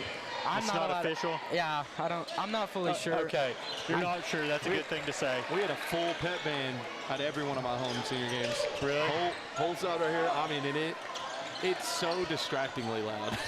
Yeah, I was It's gonna say, insane in here. When we do pep rallies for like football games last season, you could not hear anything. No, our junior year, we did not have one. And that first game, our senior year, it popped in, and I was just like, Abe Hess scores on the assist from Hayes Golden. it just bounces off all this inside noise, and it just gets in your head. Now, imagine, if you will, that big section of Seymour students right behind the basket. How beautiful would that Completely be? full too. I'm going to keep lobbying our athletic director and principal that we need to make that happen in the near future. I know. And they score on this basket in the second half. It just works so perfectly. Yep. I know the band director is wanting to get us into games, but we've had so many things going on, we haven't been able to make it official. Clay wanted it. Clay's going to get the 3, and it's good. He was begging for the buzzer. Clay Kiesling drills it at the buzzer. Nice. Yeah, he was begging for it the whole way up the floor. Eagle bench excited Good there. little 7-0 run to end the half there. Or it's, I guess, a 9-0 run because it was 7-5. When he gets the ball in some clutch time, that man can shoot. Spark plug, yep. Clay may be our best pure shooter on the team. If he was about a foot taller, he'd be starting. Yep. If he hits that first really shot, good role player. If he hits that first shot, he's making it for the rest of the game. Yep. Especially, I think it was the Pigeon Forge game. That game, he shot the lights out the whole game.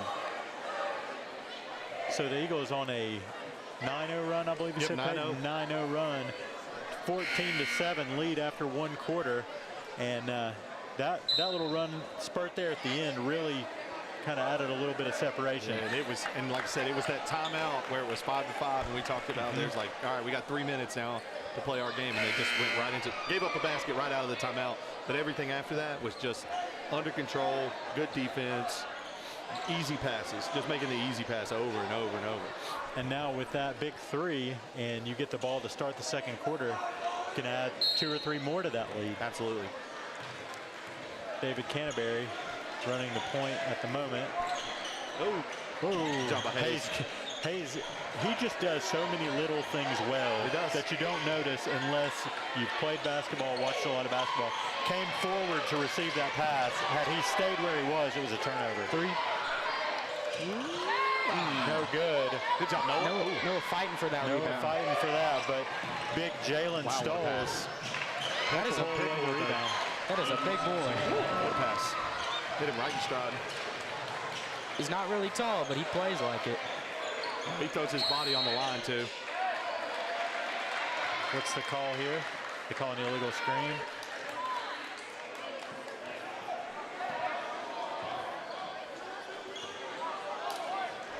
Coach Sharp looks like he's calling for pressure. Checking into the game, number 24, Braden Hallman. That's He's not normally out there that much. Braden in early in the second quarter. That's either coach has developed a little bit of confidence in him in practice. I know Braden's a hardworking kid, so not surprising. I know He can shoot the three, and they're gonna get Abraham Hess on the foul there. That was called from the opposite side of the court. Yeah, it's one where he made that charge call, and then he stood in front of the Northview's bench for 30 seconds while they waited to get the ball in, and he heard every bit about it. Yep. Nice That's a entry great pass. set. Bucket Dylan Harkle Road down low. We're going the other way, 14-11. Northview has carved off 4 points of the lead. There's Hallman. Bottom. right. Fully contested. Coach has confidence in you, gives you another little, I mean, he did not hesitate one bit. He looked the man right in the eyes and shot it right in his face.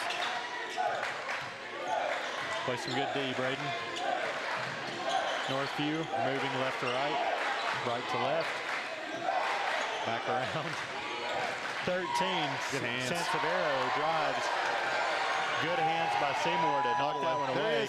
Hayes to Hess. Bottom, 19-11.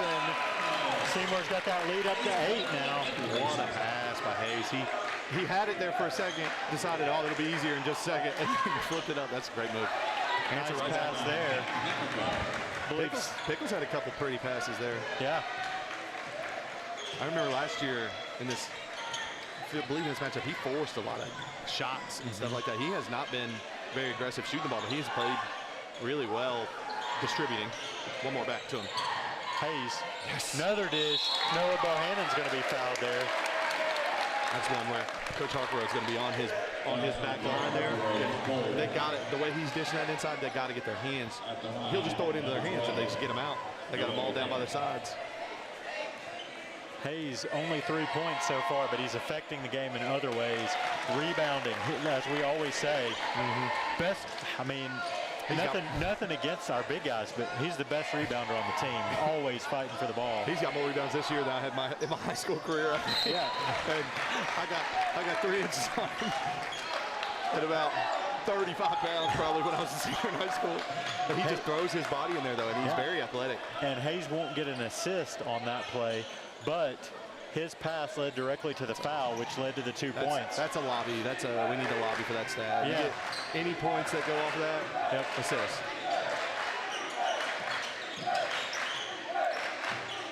Pickle to serving.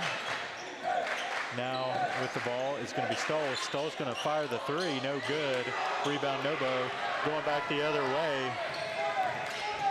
Hayes finds Hallman. Hallman for three. No good. Oh, wanted that one to drop for him.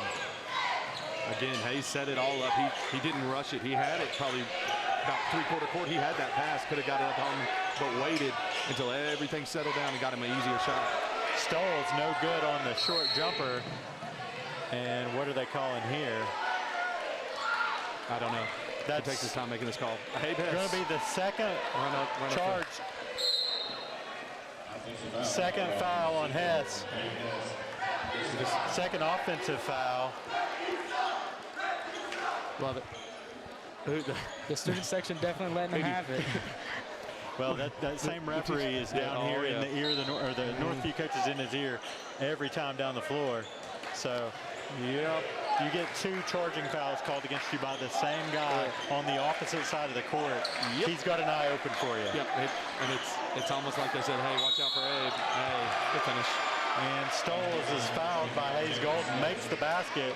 Now he's going to be shooting, and he's going to be shooting for Good news, that's 5-point lead. Yeah, it's Hayes' first, so that's silver lining there. That's one where Hayes probably just needs to let him hit that layup, or to stand straight up. Yep. You're not going to block that inside. He does get some blocks you don't see coming, but mostly when they got it behind their head or something like that. Braden Hallman checks out with his 3 points. Good stretch for him. Gio Tyler back in the game. Coach Sharp didn't like something that happened between him and Hayes, and that kind of got out and talked to him, but he had a really good stretch of run there for a guy who doesn't get as much early playing time as that. 4:50 to go first half. Seymour leads by 5, 21-16. Canterbury and Golden now into Jack McAbee out to Canterbury. No good. Gio gets a big offensive rebound to Hayes. Hayes dishes Noah Bohannon off Stoles out of bounds. Go shoot a layup there, Hayes. Yep. He's dishing it up where they're not coming to him. He needs to look to score some to release that pressure. Golden to inbounds. Yes. There it is. Noah Great pass from Bohannon. Hayes. Another assist for Hayes Golden. 23-16, Eagles lead. 4:20 to go here, second quarter. He moves his feet for a big guy. He gets those things moving.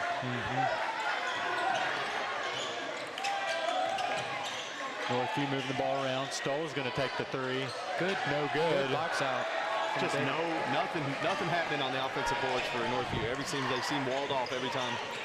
Canterbury. Yeah. He'll take it to the hole. No good. There you go, Noah Bohannon. Another 0 resistance at the rim that we were just shocked by. That puts the Seymour lead at 9, 25-16, 3:45 to go, first half. Good hands. Oh, Seven loses his feet. Oh, don't get a reach. No good on the jumper. Noah Bohannon with the rebound going the other Bounces way. off the top of the glass. I mean, didn't see a green jersey inside the 3-point line. Yeah. That shot. I think Golden for 3, no good. one of the best part of Hayes' game is that he slows it down, but whenever he wants to, he's so fast. Oh yeah, he's got another gear for sure. I really was hoping that first 3 he hit would get him going, because like I said, he had a slow Fulton game. But he's made his impact not on the scoreboard as much since that first shot.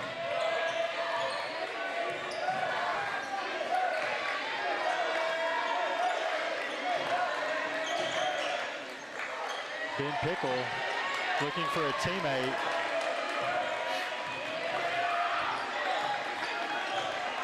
Gio playing some tight defense. Over to Servin. Now to Hamilton. Hamilton Hayes with the steal. Yep. Hayes. Jump ball. Jump ball. Oh, they're getting a little feisty down there. Gio standing up for Hayes. Gio shows a little bit of emotion. Yep. Just don't need too much emotion. A little emotion's good. Do you remember, Eli, I can't remember, something that the bench has been taken to calling themselves? They have a nickname. We'll try to. It's usually a bench mob, but that's what they. Yeah, we'll try to figure it out. But they pride themselves in making some noise and cheering on their teammates down there. Hayes, tough layup. I don't know how that wasn't called a foul. Good take. I mean, that's what you want to see from Hayes. Yep. Keep attacking. Hey, you didn't see Hayes for about half a second complain, thought, and then he's doing it right back to playing defense. We've seen Northview in the ear of the official down there. I think Coach Sharp's probably going to get in somebody's ear after that. Stoll scores. Cuts the lead to 7. Corey Hartleroad looks like he's calling a 30-second timeout. After we had the ball in. Hayes is getting beaten and battered this game. Yeah, it was. They figured something out on the backside of that. We're almost doing like a matchup zone man-to-man situation, and they figured something out when they've gotten the ball across. Stoles has caught 2 or 3 of them just wide open, with only which is Hayes just right behind him, standing behind him. 2 minutes to go here in the first half. Seymour leads 25-18. Again, joining me tonight, Peyton Lee and Eli Scott, one of our AV students here at Seymour High School. Referee's having a little meeting there, talking about who's got the best recipe for loaded potato soup for this weekend. Now, last game, they were asking me if they got any good pretty shots of them. While I was recording down there last game. Whether or not that storm actually hits, Who that's going knows? to be, yeah. What I think I've just decided, stop watching the weather. Yep. We'll see when it starts falling, but either way, it's going to be real cold, and there's going to be some kind of precipitation. Yes. So it will effectively ruin our weekend no matter what. Exactly. Nice play, Jack McAbee with the reverse layup. I'm firmly in the, I need 6+ inches of snow or nothing. Don't hit me with that. Yeah, Good steal by Bohannon. Finish. Going on a fast break. Noah could have drawn the foul. Good take. Bohannon's played a heck of a first half. Just been in the right spot. Yep, been in the right spot, got some big rebounds. Got his hand on the ball a couple times defensively. Now he's going to the line for 2. If he makes both, he'll be at 10 points in the first half. All just free throws and layups too. Just everything, free throws and layups.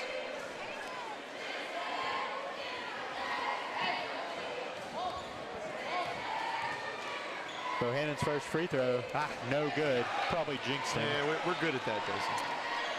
That's what we do. Yep.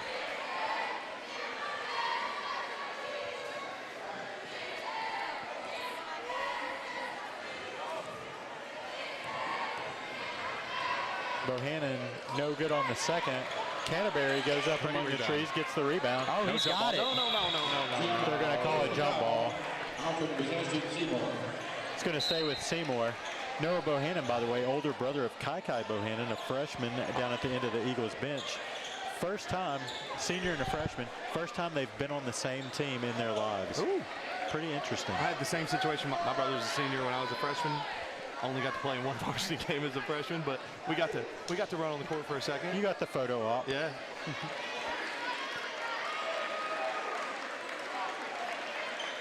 What year did your brother graduate? He graduated 2010. 2000. What was his first name? He was What's your brother's name? Jordan. Jordan. I'm trying to remember. I should know Jordan. Man, Bucket Noah Bohannon. I like to tease him. He got all the height. I got all the one to play basketball. He got the height, you got the skill. He's 6'4". Oh, gosh. And so all my coaches, I was 5'11" when I was in 8th grade, and they were like, oh, here we go. We're going to get his brother 6'4". He's going to be 6'4". Didn't grow another inch. Just stayed right there. Yeah. Hayes with the good pick So up the ball, but he had a couple good games. He, my favorite is we played Randy when he had moved to Halls. And so he had coached Jordan and me his whole life. And we show up, and he's like, all right, Jordan doesn't care about basketball. He's whatever. We'll just play him one-on. And we just do it into him. He had 18 or 19 points, just turn around shooting layups because Randy was like, no way, he's just going to keep shooting layups. Servin kicks it out to Madden Hamilton, who's going to reset. Gio with the steal. With a nice steal. Oh, he's winning on the fast break. Stoles got away with one there. Cost 4-point swing on just a horrible call. Aiden Sansevero gets the bucket for Northview. Stoles just grabs his arm, trying to get him from stopping a dunk, and just gets away with it. I think if you're Seymour, after an obvious no call, you got to try to make him blow a whistle here. Yep.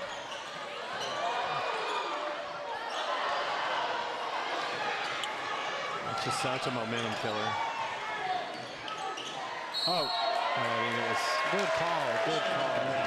31-18 instead of 29-20. Did he try to pass that and then pass it in midair? I think it deflected. He caught it. I don't know that it was even really a travel. No, I think it got He deflected. didn't come Yeah, down, but so, looked awkward at the very least. we'll yes. take it. We'll take the there's our awkward makeup call. looking travel, which we just had an awkward looking. Oh, Yes, good job, Hayes Hayes. Knock it for down. the three. Oh my God. No good. That's one We're Hayes going to got get one back. He had about 3 seconds there. He was coulda more like reset. yeah, he could have really set up and took a shot. So with that, Seymour leads at halftime, 29-20 over the visiting Northview Cougars. We're going to go to half, and it looks like we're going to have a performance from our dance team here. So we're going to go into silent mode, let you guys watch and see this competition. This is Seymour High School dance team's competition dance. So we're going to take a look at that. We'll be back with you in just a few.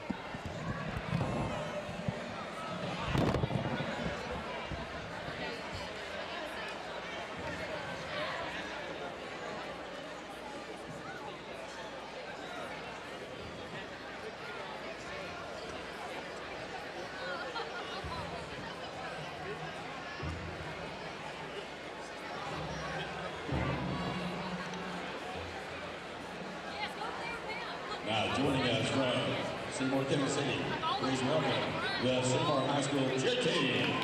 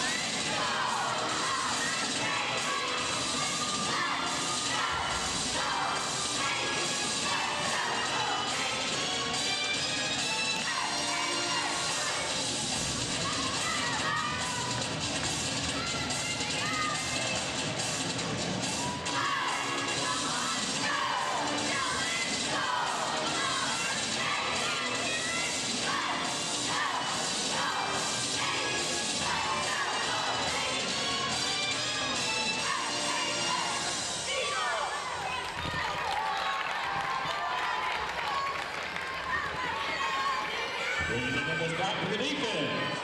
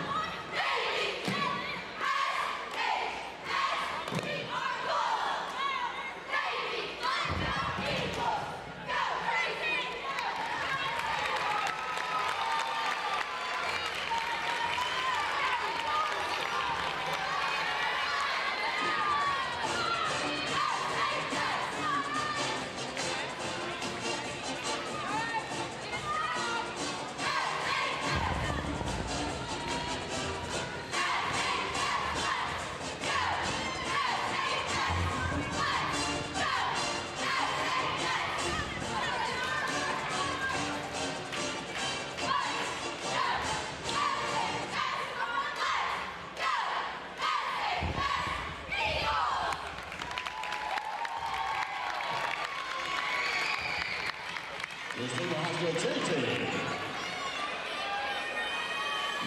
Next up will be our dance team. Now, for you blue and gold purists, you'll recognize that the costumes, as they perform their jazz routine, will be a little bit different because of the song choice. And this song choice is a very special one to our coach and to our team. So please enjoy the jazz performance of the Seymour High School dance team.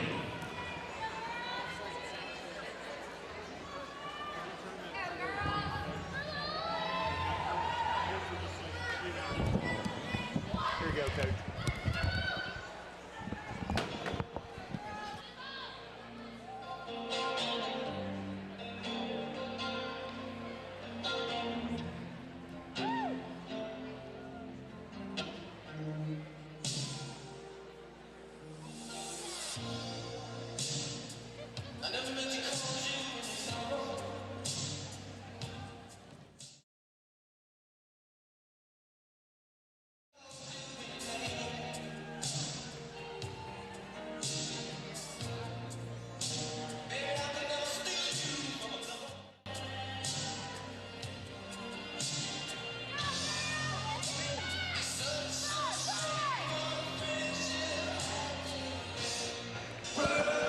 So joining me here now is Coach Lindsay Kahneman and the girls team.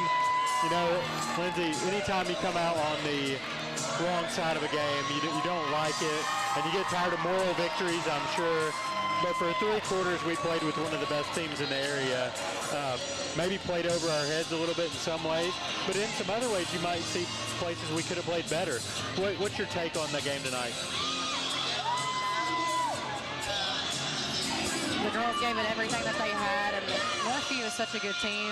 They competed in the state championship last year, so to be within 5 points of them at halftime was huge for us. Sorry. Can you hear me okay now? Yes. Okay. To be within 5 points of them at halftime was really big for us, and I think we competed the entire game. We just had a couple of mental lapses in the 4th quarter, but the good news is those things can always be fixed, and I'm so proud of how we played.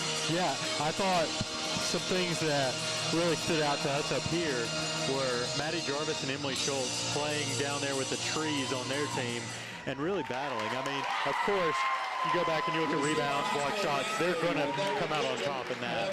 But for those girls who are well under 6 feet to get down there and compete, that's saying something for them and their effort. Yeah, Kenzie battled down there also as well. I want to give her a shout out. Her and Emily, Maddie, they all work their tails off down there.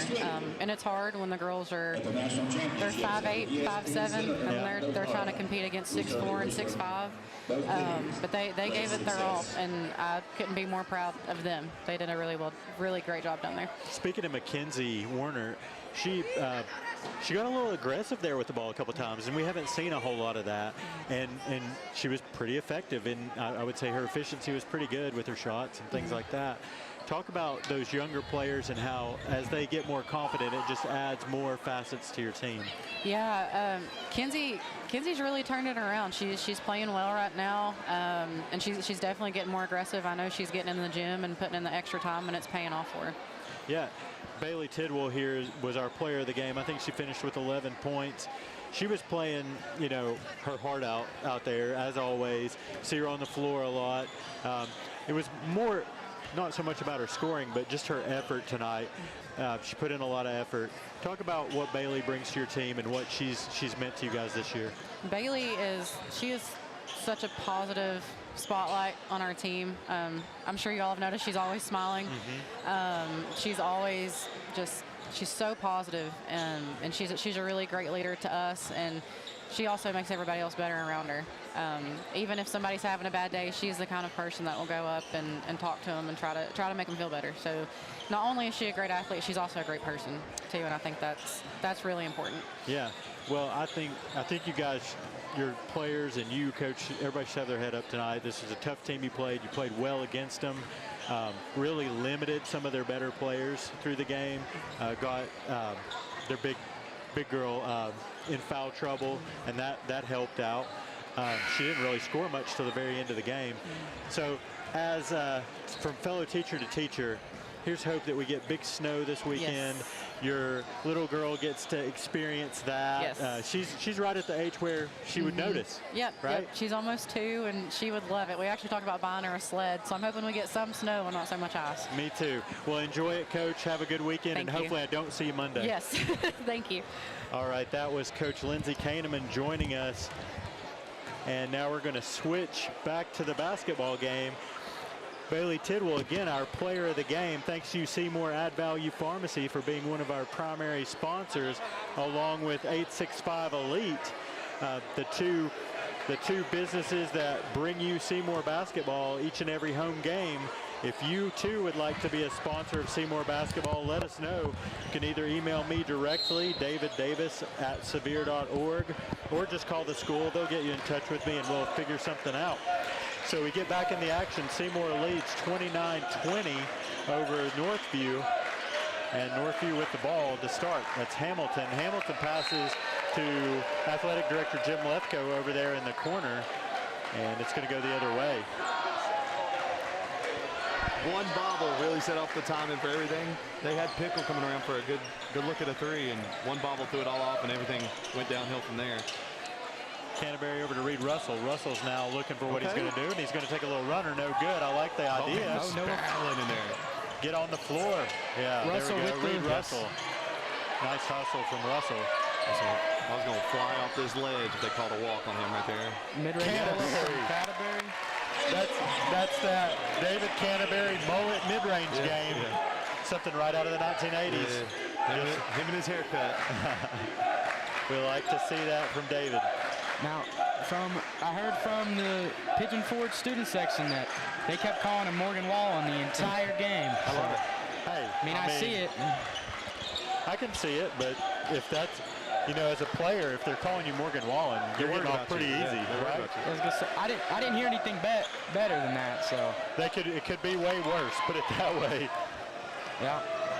Hayes Golden coming up court. There's Reed Russell. Oh, he was looking to Hayes try to get a three. Ben Pickle's going the other way. Oh. No easy layups. No easy layups, Peyton Lee says. Make them earn it. Reed Russell, that's going to be, unfortunately, his third foul. We didn't see much of Reed there first half.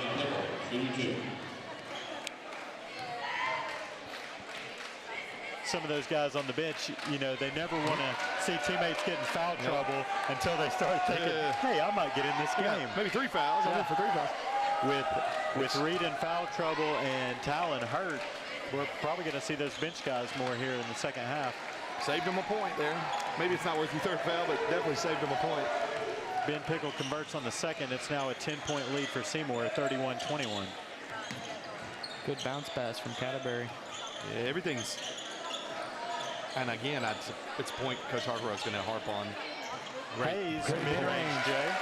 The mid-range is there with the way they're stretching that zone out. No, we're hitting well from mid-range this game.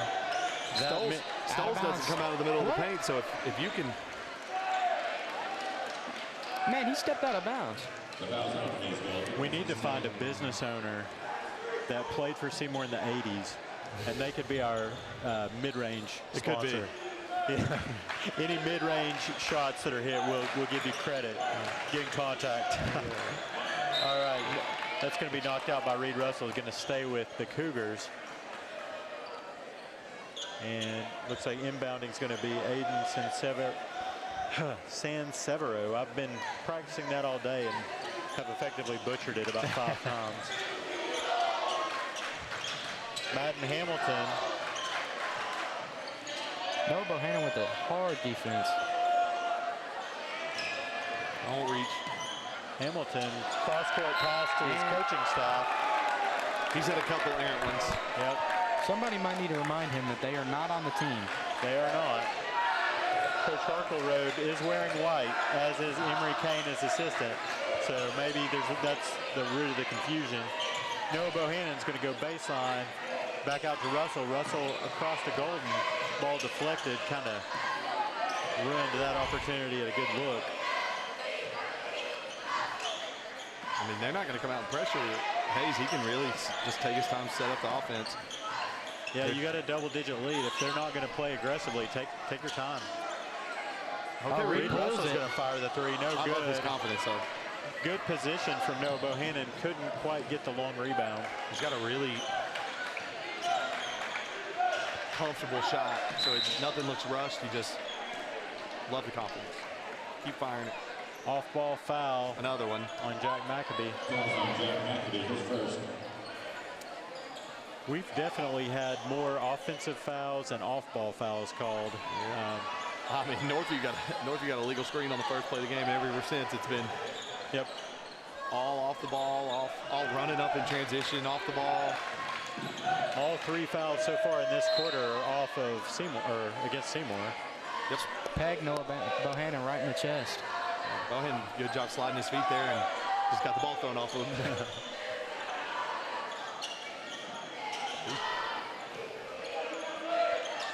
Up over. Yep, good switch. Oh, nice Noah steal Bohannon with for a steal. Bohannon. Bohannon's going to lay it in. That's 12 points for Noah Bohannon. Noah Bohannon, probably maybe his best game at home that we've covered. Absolutely. He's been everywhere tonight. He hadn't taken a shot outside the paint, and it's just been everything's been perfect. It's good defense. Are they going to get? They're going to get Jack McAbee again with the foul. That's going to be his second. 4-0 on the fouls. Oh, 2, I guess. No, 16 minutes with 4-0. 16 minutes with no fouls, and then 2 in the last 2. Yep.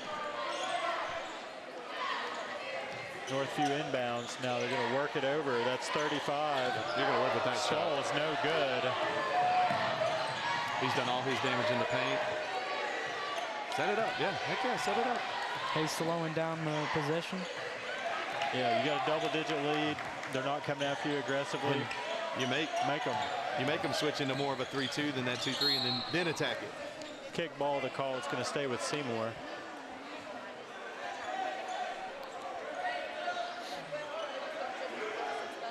So let's get it on record right now with 4 minutes to go in the third quarter. How much actual snow are we going to get, Eli? Maybe 2 or 3 inches. I like that. I like 2 that. inches. 2 inches would be my guess, but also another inch of ice. Yeah. Hey, an inch of ice is no joke. Yeah, if we get an inch of ice and 2 inches of snow, it's going to be rough. Good angle. Nice job, Noah Bohannon. 14 points for the senior. Another good look from Hayes. He's going to go to the line to try to make it 15. So I've got picks of 2 to 3 inches and a pick of 2 inches of snow and an inch of ice. It's going to be a rough one. I'm going to say we get, another we get a rebound. whole bunch of rain and Just shoot a layup. maybe an inch of snow. Oh, no good, Ben Pickle. But right there to save him, Aiden Sansevero gets an offensive rebound putback and keeps it a 14-point game. Eagles have finally got some things going this quarter and seeing that lead stretch out a little bit. Such a casual dunk attempt there. Yeah, it was. Oh, the Coach Sharp The flag is coming out. Yep. Coach Sharp flag is coming out. We've been making that a staple in the past couple games. We're going to get a shot of that. Zoom in. There it is. In all its glory. In all its glory. I don't The know. Clint Sharp mean face, I don't know where they found that. or as we like to call it, They either took it in his class or just found that. resting Clint face.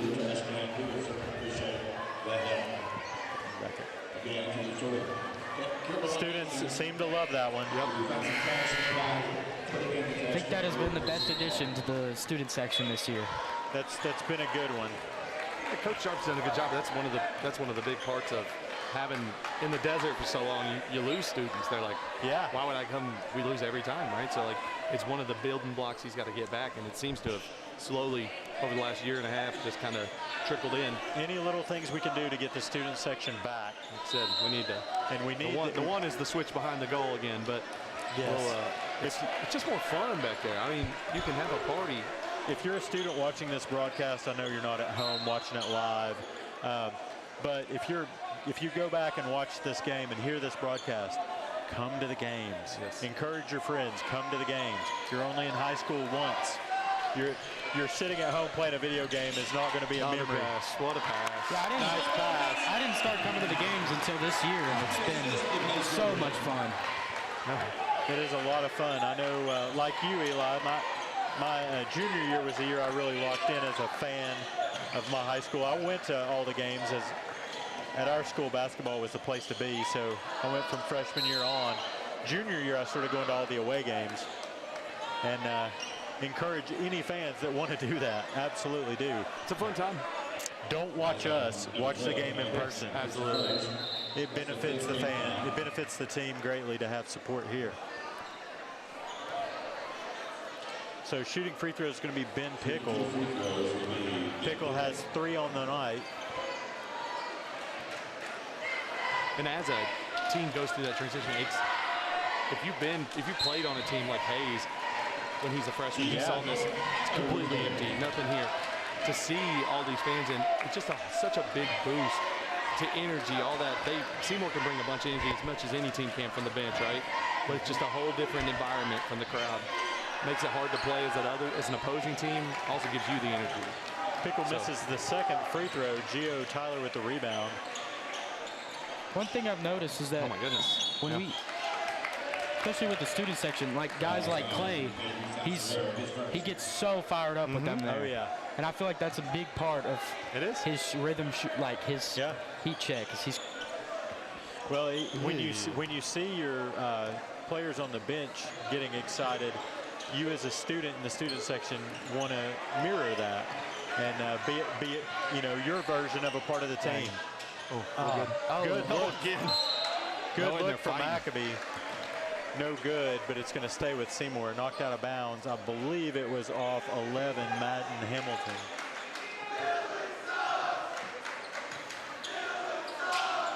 also That's going to be Reed Russell. Oh, no good. Long outlet pass. Oh, could have got Pickle on the travel there. He was looking for it. They let you get that gather. Yep. Now, so they hesitate to call that one, but I definitely could have. Lead 13 points for Eagles. Hayes left wide open. Wow, we got to cash one of those out. It's getting to the point where it's changing the game. Missing open threes. We're going to bail him out. He got the ball really low under the basket. We kind of bailed him out with the foul there. But that's the situation where you hit a couple of those open looks and it's 20 instead of them going to line to make it 11 here. Abe Hess is going to check in with 3 fouls. I feel bad for Reed. He's been playing some great defense. They keep calling it. First free throw is good for Madden Hamilton. He's among Northview's leading scorers with 6 currently. 3 players with 6 and 1 with 7. Very spread out attack for the Cougars. Jalen Stoltz has 7 for the Cougars to lead the way. Now tied with Hamilton at 7. Leading your Eagles, number 12 Noah Bohannon with 16 points. Jack Maccabee thought about a 3. Not going to try it from that far. Hayes will give it to him. Yep. He was set. He was spinning, so that's a tough call, but he was there waiting on it. Yep. That's one where being just a touch bigger was they held that against Maccabee. I'm keeping track. This official now I know has 3 charging fouls against Seymour. We need to keep stats, ref stats here. I know Coach Sharp is like the pro football. They got the PFF grades for refs in basketball now. I don't remember if he's the one that called the moving screen on Northview right at the beginning. He is. Yeah, so he's had at least 4 offensive foul calls. Great pass from Gio. I don't mind seeing it. Speaking of a ref that's made the same call 7 times. Yeah. He's like, baseline. He's staring at the baseline. He's waiting. Stoles inbounds to Hamilton. Brings it across the timeline. Well, flirting with it. That was close. Your college coach will be yelling. You got to get all 3 across before they'll give you an over and back. But that was every bit as close as you can get. Stoles for 3. No good. Again, very confident shooter. Golden with the rebound, and they get the reach on Stoles. Please count that. Please. It will not be counted, but it was great. That's Great so job. sad. They're not going to count it, but it certainly got the crowd fired up. You know, it's got him fired up. That's for sure. He's been check. He's been not really. He's been struggling from 3, so it's a good sign to see. Nasty layup. Little dipsy do there for Hayes. He's up to 7 on the night. Eagles lead back up to 13, 41-28. Coach Sharp getting a little more mad. It's getting more mad and mad as the game goes on. Oh, and 2, Dylan Harkleroad gave up on that, thinking it was going out of bounds. Yeah, it's a tight sideline here. It is. So then the ball tipped going the other way, out of bounds. Noah Bohannon will inbound to Hayes.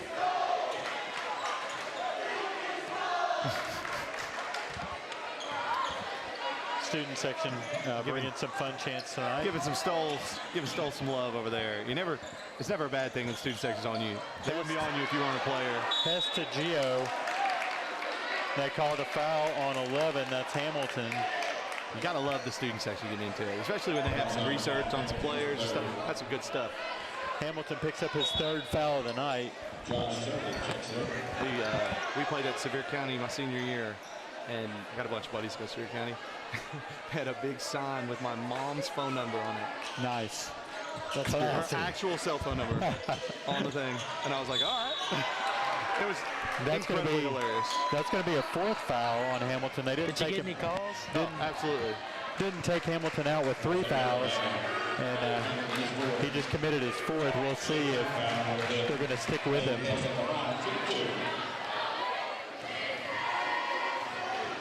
Abe Hess, first free throw. Yeah. Shooter's roll. Little shooter's roll there for Abraham. Second free throw.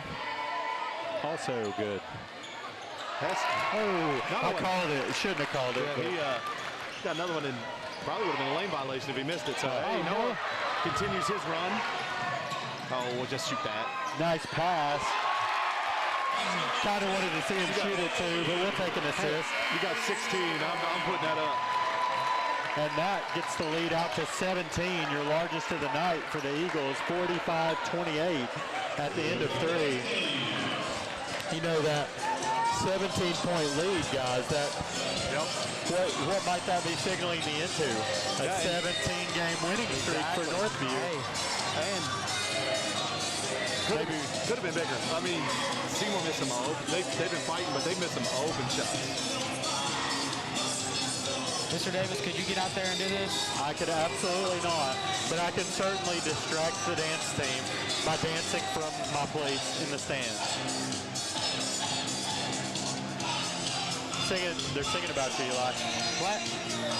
It's the Eli Scott theme song. Oh! No, my dad definitely loved to hear that. Macho Man. Oh, yeah.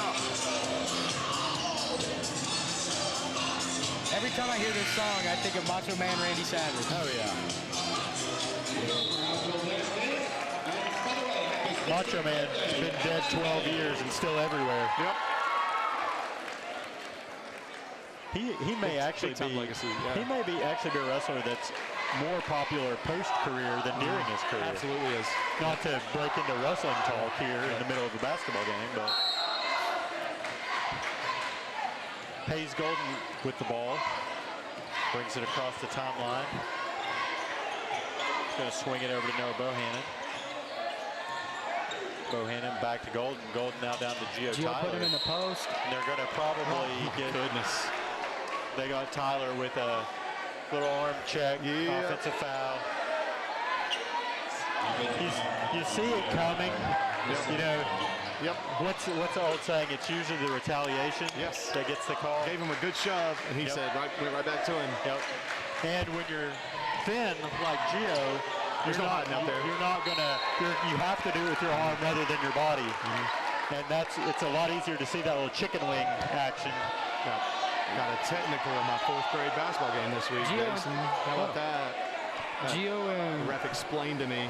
I had a ref explain to me that one of my players couldn't dislodge a player. He's just posting up. And I was like, okay. All right. that great pass Very from calmly, Hayes. yes. Boom. Bang. Jack McAbee Gets it up to 20.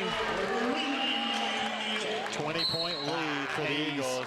Don't need it. Don't need it. They're going to get Hayes with the 3rd foul. Absolutely don't need it. Yep. 20-point lead. Solid defense the rest of the way. No need to foul 35 feet away from the basket. He's gonna tell Hayes that real quick. Canterbury's going to check in, get a little one-on-one coaching Yep. time here between your star guard and head coach. Hey, 20. No, we need to reach. Ben Pickle with the ball. Oof. He's going to go into a wide open Dylan Harkleroad. That's kind of the theme of the night. If you're too open, you're going to miss it. Yep. Noah Bohannon over to Gio Tyler. Tyler's going to go baseline. Now out to Canterbury. Canterbury. Maccabee Gonna again. look for No. Terrible. How many offensive calls are we going to have tonight? I mean, he passed, took 2 steps, and then just turned around and hit the kid. And he was like, I'm still falling. Yeah.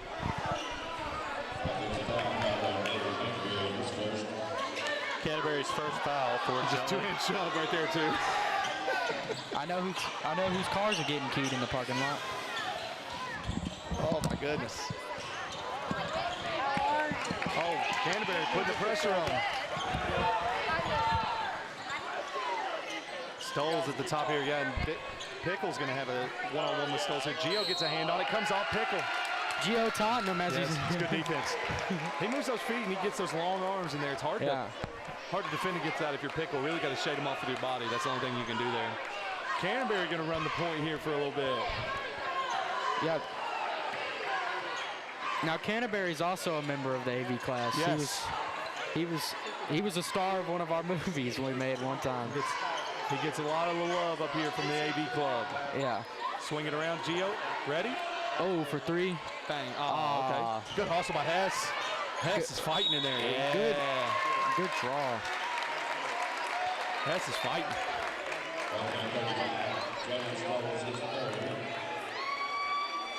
Now Hess looks to be one of the best post players on the team. Yeah, he puts a lot of work in down there. He always seems, like I said, him and Bohannon and Maccabee always seem to be in the right spots. Yeah. I like how they use Gio. They use him as a big, tall. It's like a tall guard because they give him a lot of the. Let him just kind of run it. We talked about that on the last one we did, but that's what he's going to play if he goes to the next level. He's going to play guard. So you'd be doing him a disservice just to be like, oh, you're 6'4", let's throw him in there, right? 6'5", whatever he is, throwing him in there. When at the next level, he's going to have to handle the ball. He's going to have to slash. Yeah. All right, Northview bringing the ball up. Seymour still extending that pressure out, especially Gio moving those puppies. Good D. Good defense. Pass running the floor. Bounce pass for Gio. Oh, he tried it. Oh, just barely. He tried it. You missed it, Jason. I think one of the most impressive parts of that was just trying to Hess's bounce an pass. alley-oop to Gio. He caught it and laid it up as it was going in the rim. Hey, good run at the basket by Pickle. Nice bucket from Pickle. I had to step away for a moment, guys. When I was a student teacher, the lady that spoke to me there was one of my mentors. So I miss the big action, but it is what it is. Coach Sharp's face could have put it on a poster. He was in shock at the attempt by Aves bouncing the ball there. 21-point lead for the Eagles at 51-30, 5:36 to go.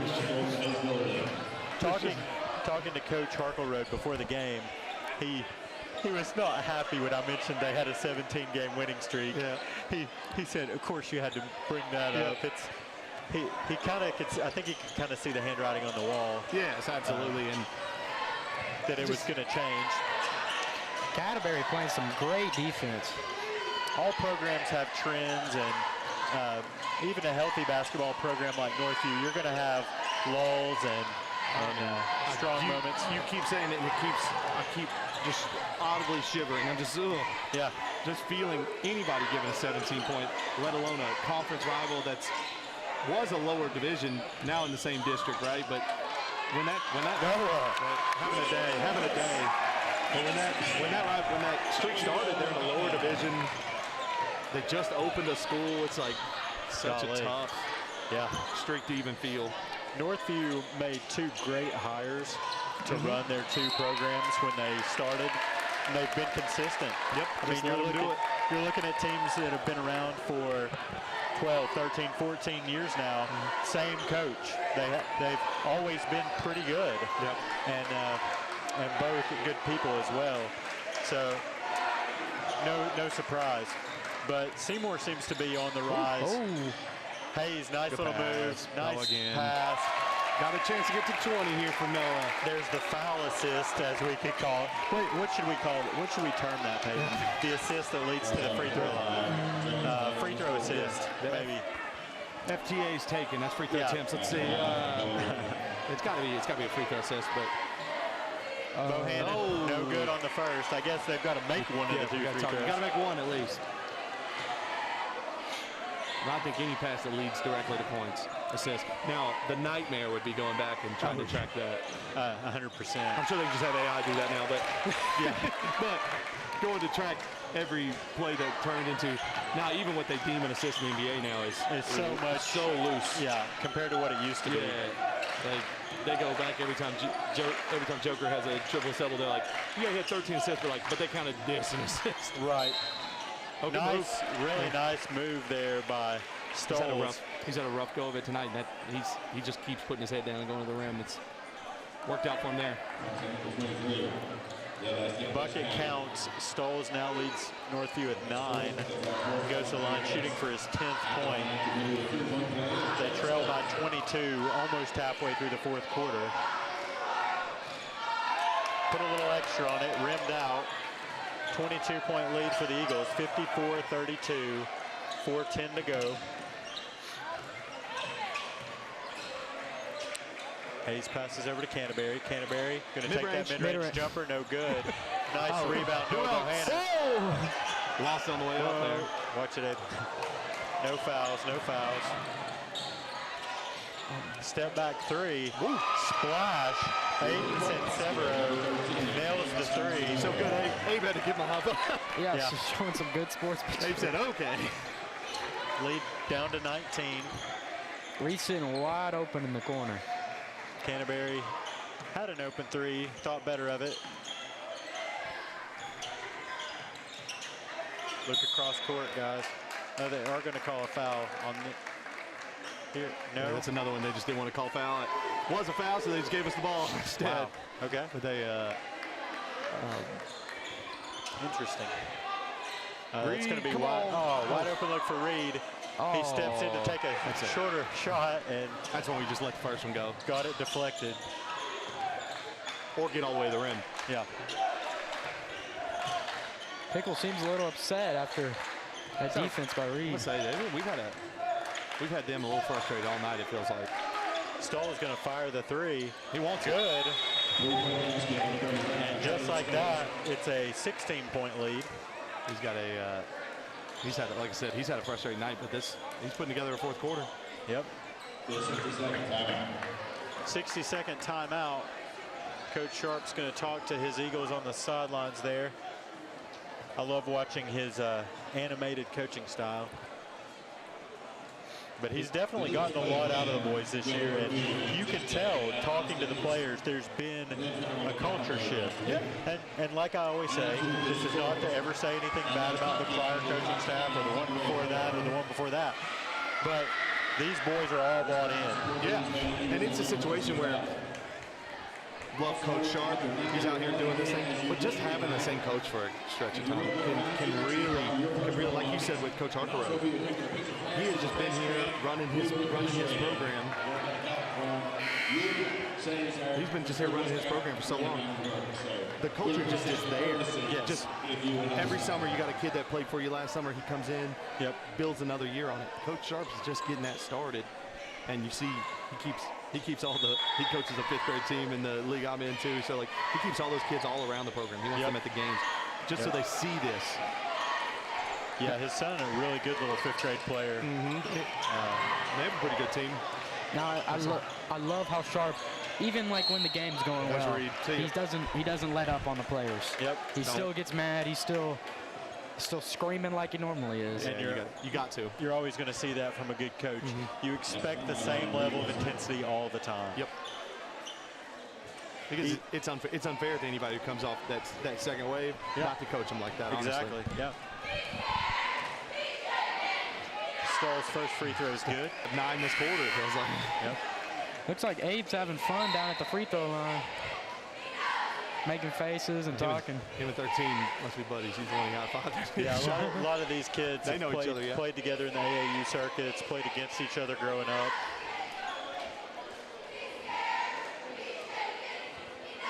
Had pretty good sportsmanship in the game tonight, considering it's kind of a county rivalry. Northview probably, I don't know. There aren't many teams you could argue are a bigger rival for us at the moment. Yeah, I have no insight on that. They started that school after I was here, but between distance-wise, I mean, right there with any of the other ones. Second free throw good. Right down there at the end of Boyd's Creek. Yep. Lead now for just 14. A lot of kids come here from Boyd's Creek, come there from Boyd's Creek, so you see a lot of crossover. A lot of these kids that live down Boyd's Creek probably had to make that decision. Which school am I going to go to? And a lot of times, depending on which sport's doing better at the time, that's the direction they go. That's the old Sevier County model. Hayes, nice Another dish one. again to Abraham Hess. He's had a day. A really good day. I'm going to say for only having, what's he got, 7 on the day, and he's probably got 8 or 9 assists, maybe 8 or 9 rebounds. That'd be another assist for Hayes. Another rebound. Hayes running the There's court. going to be another assist for Hayes. No, No, good he's going to decision. take it himself. Good decision. He heard me yelling. Hayes now up to 9 points on the game. Hear me talking about his stats. He's like, I got to have 10 points or I need some kind of double-double. Pickle going to eye up a long 3 and hit. Leads back down to 15. 1:40 to go. Fourth quarter. You got Canterbury. Ooh. David, Pull up. mid-range jumper. Oh, No he lost that good. shot. Rimmed out. It's a good shot.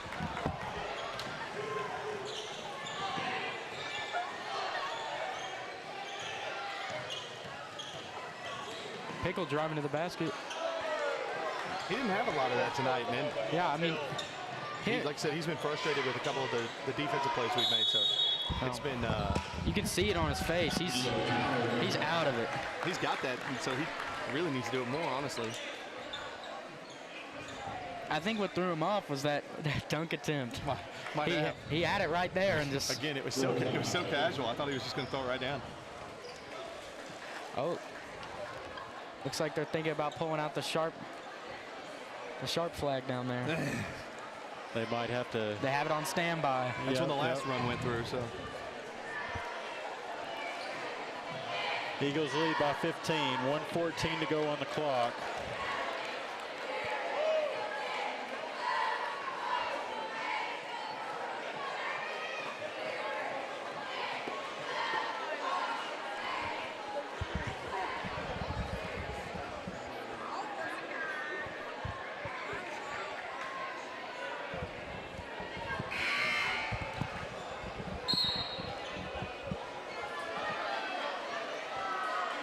I think I successfully relayed down who our player of the game is going to be to Hayden Creech, who's shooting our sideline video.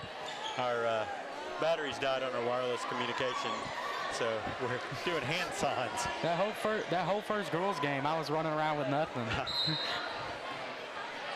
Hayes inbounds to Gio. Gio over to Maccabee. Back to Hayes, who's going to hit Canterbury. Now Gio, Gio for with the 3. Right off the bench. Never been a fan of letting that thing fly one play off the bench, but Gio got it up. They're going to get Gio with Hard the foul by Gio. Hey, good sportsmanship though. He helped him up. Yep. Don't give him 2 for free. Nothing against Gio, but I'm surprised by that. He's a very Intense guy. Yeah, he knew he got a foul on that one, so he went ahead and got it.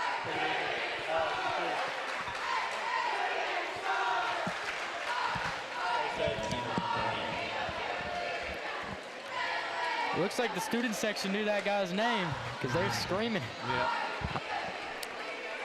Hamilton eyes his second free throw. And it's good. Lead at 16 points with under a minute to go. Golden. Run a good set here. kill some time. Over to Jack. Get you another one. Here we go. Just run that same play. Here he is.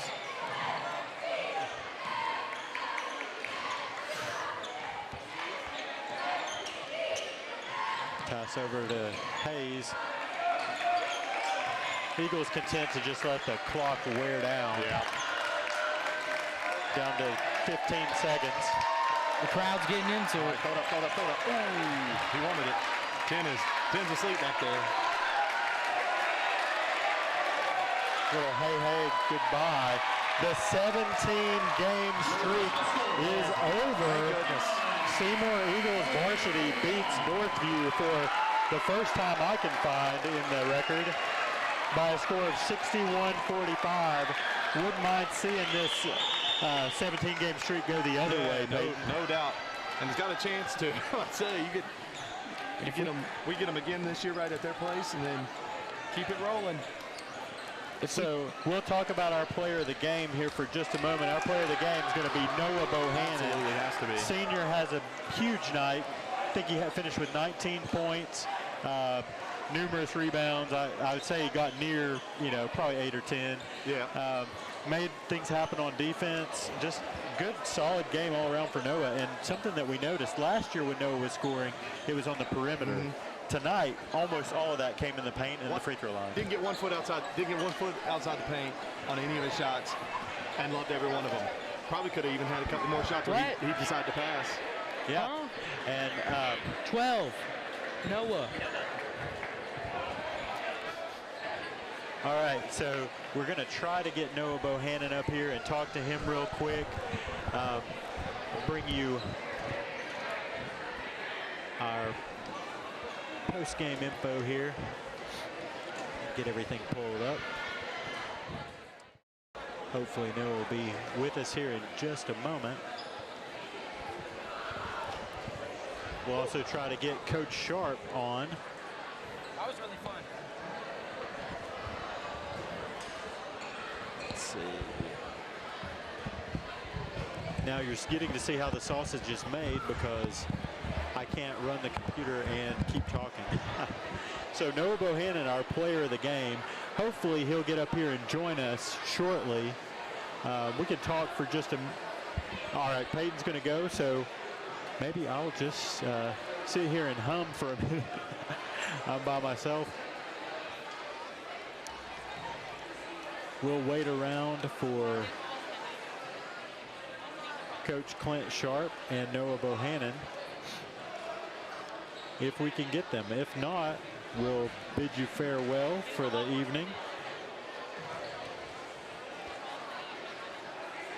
Looking at the schedule, we are on the schedule for Tuesday at Austin East for a big district game. That we'll see how the weather behaves this weekend to see if that game is going to happen or not. We'll let you know as soon as we can on Instagram. Follow the Seymour High School Instagram. We'll let you know about the ball games. Following that, a week from tomorrow on Friday, we'll be playing at Pigeon Forge.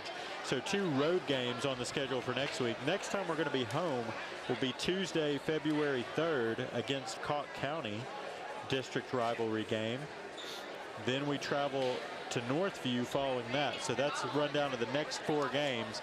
Joining us here now will be our player of the game, Noah Bohannon. Noah, congratulations. Camera up a little bit. All right. And Noah, great game. 19 points. I'm not sure. What's your varsity high? 19. So let me get you a set of headphones here. So you heard it here first, Noah Bohannon with a career high tonight against Northview. And more importantly, Coach Sharp, I don't know if you know this or not, Seymour Eagles snap a 17-game losing streak. 19 games. So I got a little correction. 19 games. Which that's got to feel pretty good to be a part of that, Noah. Yeah. Talk about what that means to you as a team to finally get that monkey off your back. It means a lot to just like Coach Clint came in, turned the program around, and I mean, we're just going up from here. Yeah. Talk about how you've been here. You've seen a little bit of previous regimes and currently. We don't want to talk about the past too much, but let's talk about Coach Sharp. What's changed as far as the culture of Seymour basketball? He's brought tons of intensity. We all play so much harder for him, and we just love him. Yeah, we noticed that hard coaching right down to the very wire, and how, you know, when you're a player coming up through the ranks and you see the coach being hard on the starters in a 20-point game, that's got to set a tone as a program. Talk about expectations and what they expect for you when you come into a game. Really expect the most out of us. I mean, my role, I hustle, get rebounds, and I just try to do that. Yeah, something that impressed us tonight was your scoring was almost, Peyton and I were talking about it last year when you were scoring, it was a lot of perimeter. You'd hit a three or something like that. Tonight, I think it was all in the paint and from the free throw line, and that's huge for your team as you're learning to score down low, as you guys are going from a team that shot a lot of threes and that kind of thing to a more balanced offense. How's that been for you as a player, learning to, you know, improve in your post game? I like the paint more. I like being a post. It's an easier role down there, just being physical. Coach, talk about the game tonight. You guys get that monkey off your back. Wasn't really on your back very long. 3 games last year, though. Well, district tournament, right? No. We played no. Cott County. Oh, okay, gotcha. Yeah. My figuring was bad. It's okay. But so you guys get that monkey off your back. It's got to feel good. One of those things as a Seymour alumni, probably got to be happy about. Yeah, I looked it up 2 days ago about the winning streak. We have literally never, ever beat Northview. And it's 19-0, and I told them today it starts a new streak. We're 1-0. And we're going to get to the 19-0 from them. I do think the tide has turned between the two schools, and we're just going to continue to build off of it. Yeah, you should have seen the pallor on Coach Harkleroad's face when I mentioned this big streak to him. Yeah. He was like oblivious. Yeah, right. No, he's told me he's never lost to Seymour. Me and him were high school teammates, so it's playful banter. Right. So tonight, other than Noah, you had a big night from Abe. Despite foul trouble, got into double figures. Hayes did not score like he usually does, but active as always, rebounds, assists. You can speak to that. He found you a lot tonight on those passes. What's it like? You know, a lot of times he'll whip one in there you're not expecting. I mean, it's good to have a guard that'll do that, and Hayes is an assist first guard, so it's great. Yeah, Coach, back to you with Abe. That inside play and trying to keep him on the court consistently, always battling foul trouble. And he is by far the most physical guy you will see all year long for our team or whoever we're playing, and that's why I love the kid. He's got to be a little smarter. Like, he picked one up in transition running down the floor and stuff like that.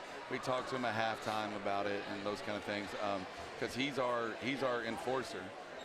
This guy is our other enforcer inside. That's why he's in there, but I think Abe probably got him a couple pounds. So yeah, right.